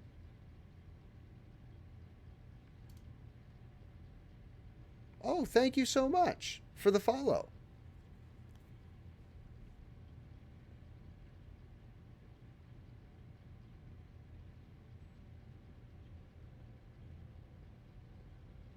Sorry, I'm tired, so my dyslexia is fucking doing that thing.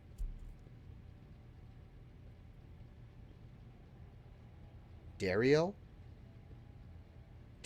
Freeze? Frisian?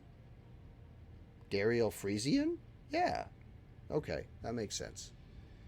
Shown leniency in story initializes thought. Oh, let me hop on over this again, see if we're running into an ad. 45 seconds, we'll have an ad. We ask that you keep him for us. No one will serve to speak of suddenly in the faintest of whispers. Obviously, iconoclast.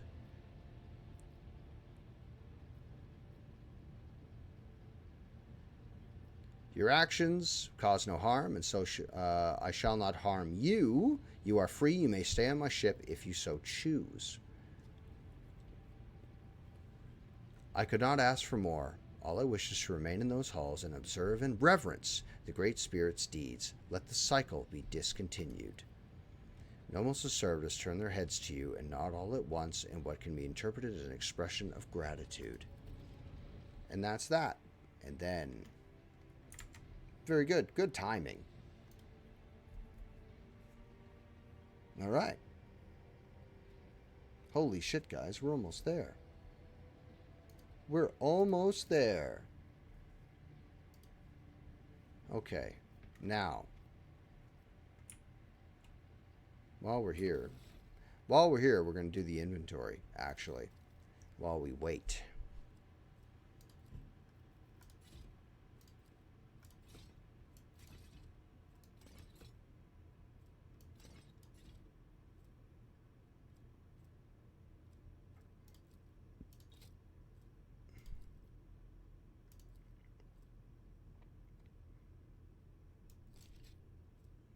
Blood Drinker staff. That's Siphon Life. What staff are you using? Staff of Endless Flame. What staff are you using? You're not. You're using that thing. Because I want you to splatter demons. One-handed ranged lass. What pistol are you using? You're using this one now. That's what you're doing. Where's Jay Hadari? She's using a blast pistol. Now you're using a Desolation blast pistol. Faux hammer. Gift from Beyond. That goes in a trophy rack. That's not getting fucking thrown out for anything.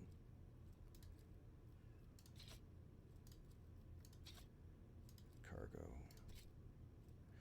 Oof. Two-handed lass. Black pitch desolator.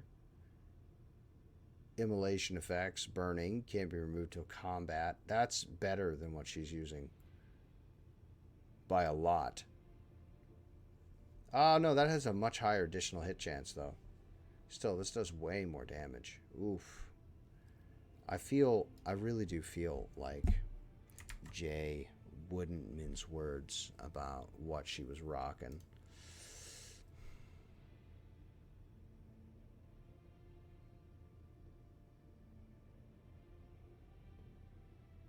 Additional fucking 25% hit chance. Like, that's really good. And that's a dark light weapon. Oh, that's really good. Fusion gun. No one's going to use that. Add to cart.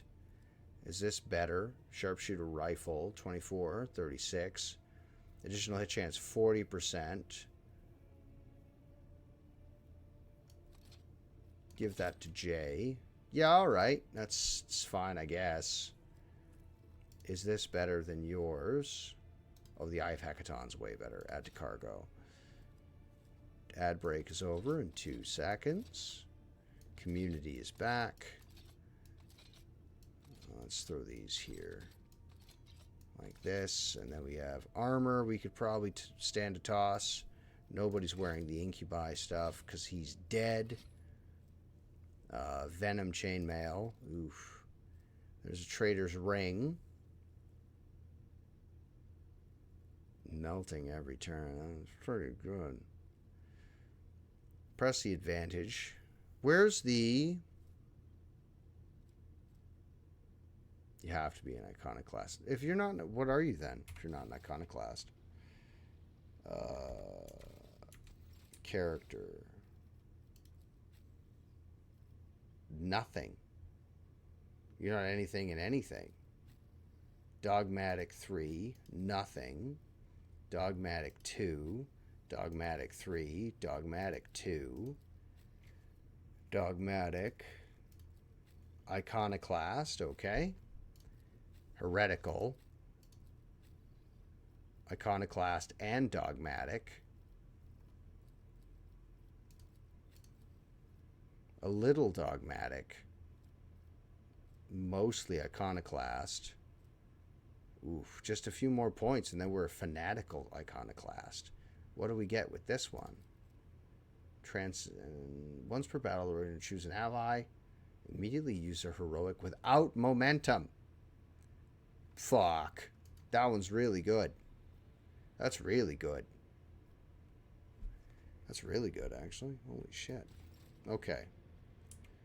So, that solved. That guy has joined the group. So let's go stand over here and talk to this fella here really fast. British Technomat. And there's Nomos. Ah! We can go for another 10 more minutes here.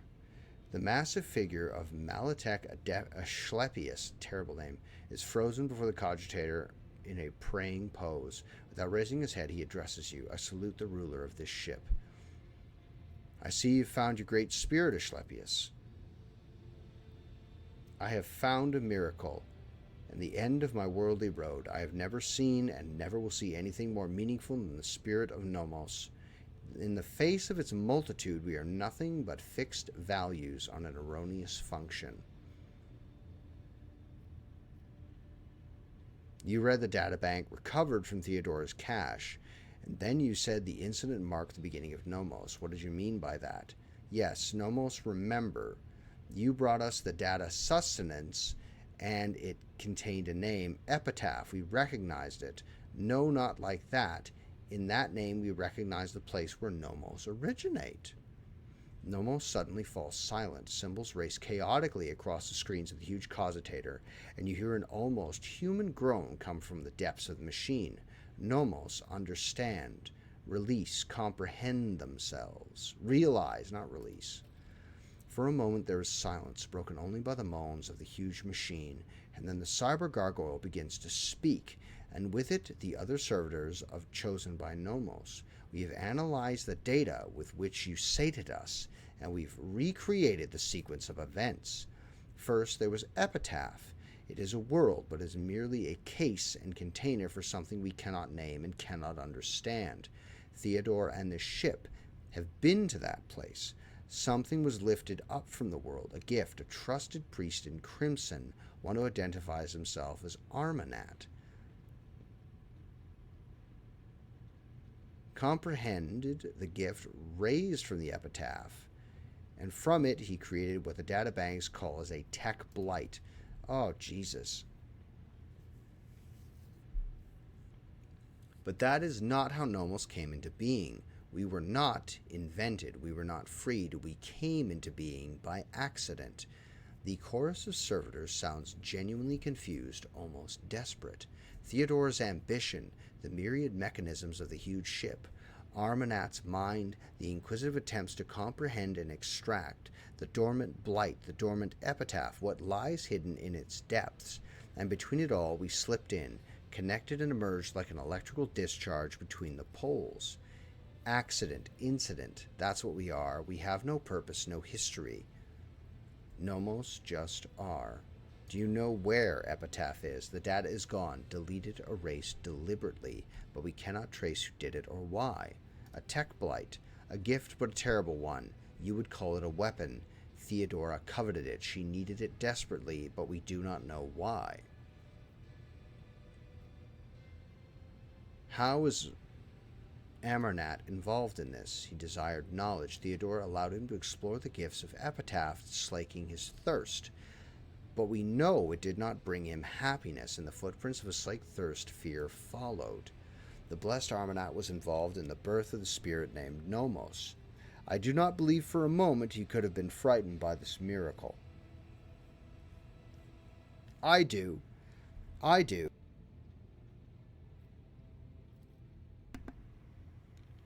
It was not us he feared. He did not know us, but only suspected. His mental processes were occupied by the tech blight, and that was what he feared. He wanted protection from it. The ship was on Epitaph. Amarnat traveled aboard it, investigating the tech blight, and Nomos was born as a result of the incident. So how was it possible that no one in the crew knew the whole truth? The truth was hidden, deliberately. Your officers' memories were stolen. All of the cogitators' banks were wiped, and it took you feeding us the truth bit by bit for us to piece it together and understand. Who has the resources, the knowledge, and the power to accomplish such a feat? It would have been beyond the capabilities of the blessed Amarnat himself, and he would never destroy knowledge. This story disturbs me. It sounds like an echo of sacrilege, whose name is the perversion of ignorance. The spirit of Nomos must be protected from the encroachments of that power that tried to conceal the truth of its birth.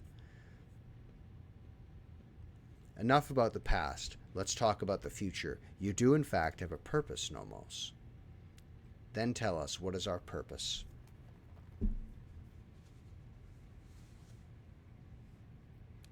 To simply live, comprehending yourself and the world. Life does not need a purpose to justify it. To simply live.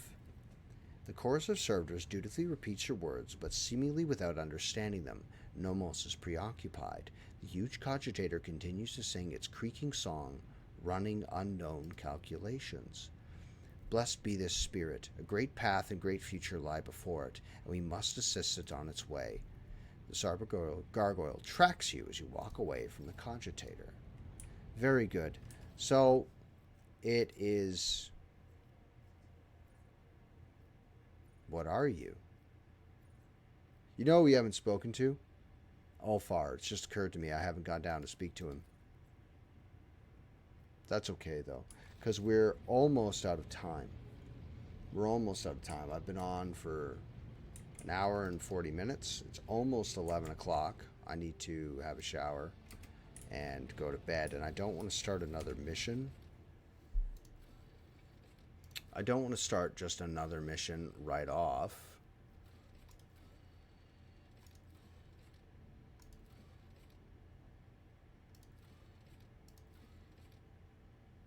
This will cost me profit factor.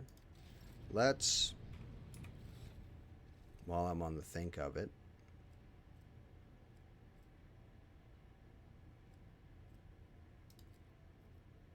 I'm not going to use that.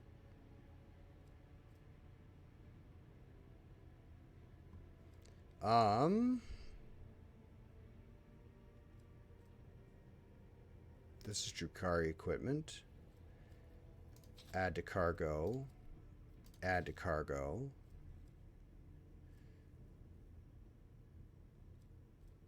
Shard of the Bloodstone. Turn all enemies in 3 cells. Plaque of bleeding for each common effect on this enemy.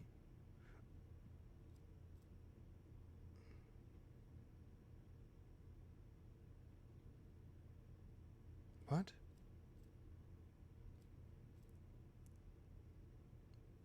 Ooh. Okay, yeah. There's a lot of stuff here I don't want to just toss. A lot of grenades here, too. This we could fucking throw in the cargo. Because I'm not using these skulls. I'm not using servo skulls. They're not doing anything for me. Fucking bajillion grenades. Oh my god. Can I throw any of this in cargo? Open a webway gate. Why is this in here?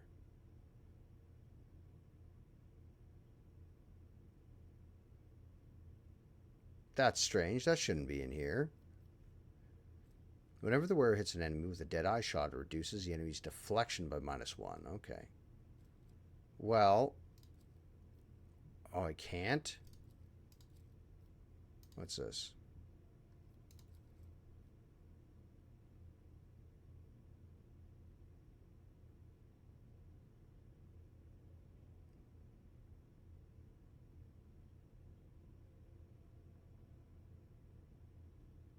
Hanger by the window. Remember to bow to the Emperor through the window. What? Guide for Voidsman.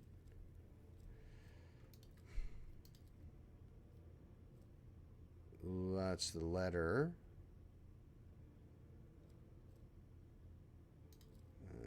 Cargo. Cargo.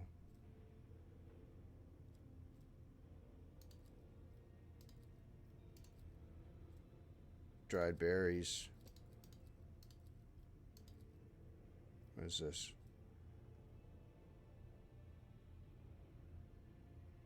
Add to cargo. That's the dead guy. He met him and killed him in the.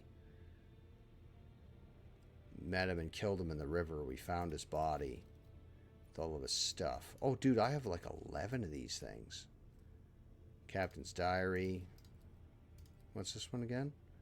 Add to cargo. Fucking not those.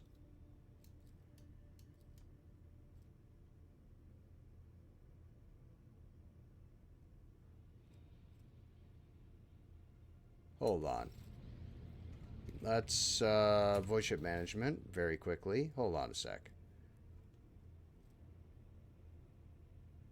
5 meltas, 27 damage. Lance weapon dealing 60 to 70 damage. 4 warheads, that's 88 damage. That's more than that. Oh, those are fucking... Okay.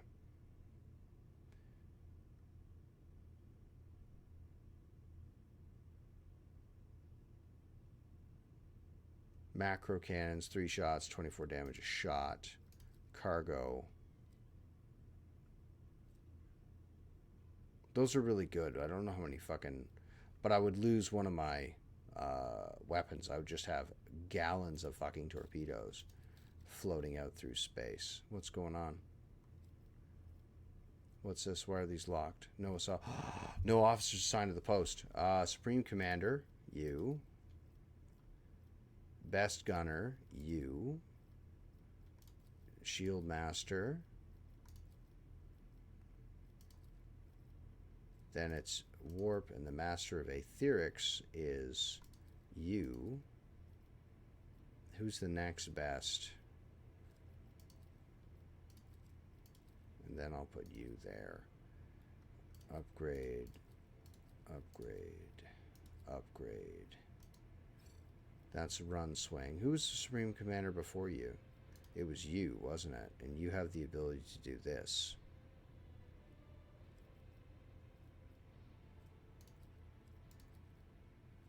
Pardon me. Why can't we use this ability? Jay was the first one, correct? Oh, and he's got a 45 and things. 85, 90, 90, 97 in Aetherics? Jesus Christ. He's very good.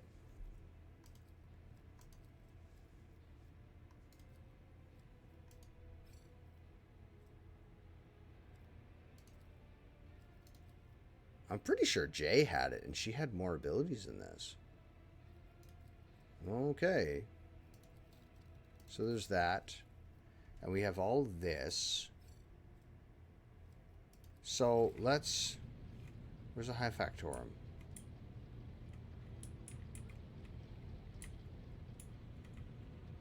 There he is, standing next to a bridge officer. We'll do this one little thing here. Do I have anything to sell you? Nothing, because I did it all. I did it all last stream, so I need to go out and get my hands on more ships. Correct?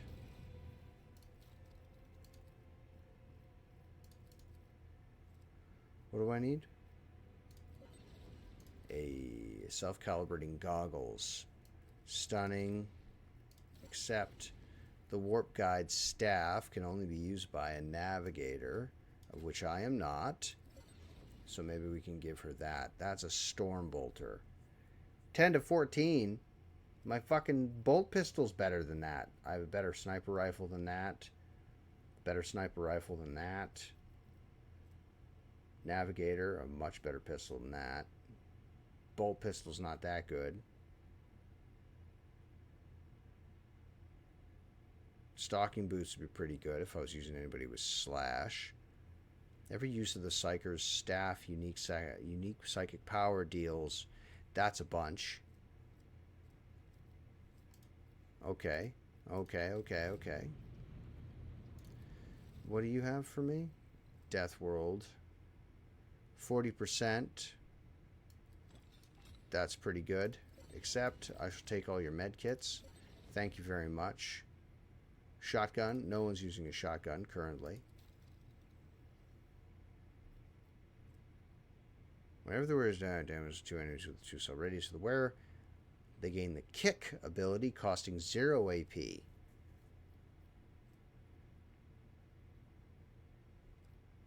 That's pretty good. That's pretty fucking good. What do I need from you? 65. That's fantastic. That's super good. So you're wearing this, and it gives you plus 10 to your agility, which is excellent.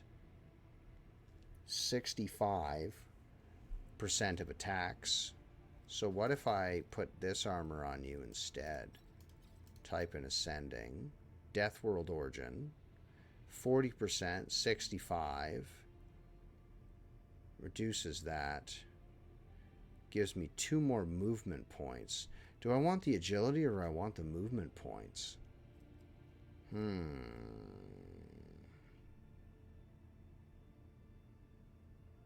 Dodge against range. Dodge against the enemy's humanity. Agility. Or... what's this? Parry is a 94%. My agility is at 65 because of that fucking armor. But if I throw this on... I'm even lighter. That's still a 94.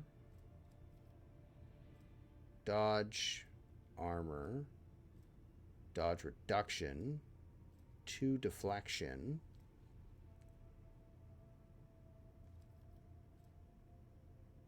Helmet gives you dodge or armor. Very good. So now I have 2 more movement points, which I found this character was lacking, actually, movement points. I don't know if I took the right amount of abilities with him.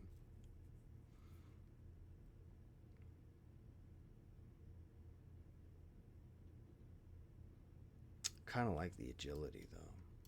And you, there's nothing you can wear, is it? No, everything's too small for my head. You could wear an eye patch. Or a hat. I should give him Grenadier. Unless I already did.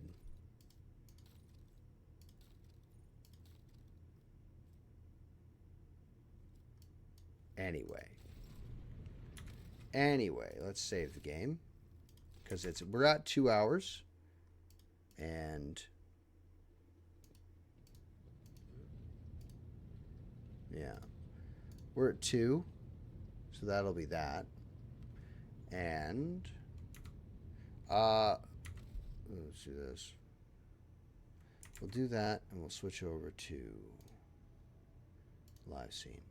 So, okay, guys, I'm going to go to bed. There's not really anybody on, and there's only the two of us anyway. I'm going to go to bed. I will be on tomorrow in the late morning, I think. Nearly around noon we'll be on, and we'll see what we can do.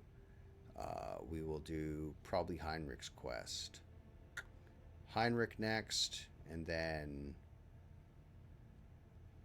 Ooh... I don't know. I don't know who next. Probably Heinrich. And we'll see what happens, and we'll see what we can do with him. Anyway, guys, I'm off. I will be on tomorrow. So look after yourselves. Look after somebody else. And I will see you next time. Good night.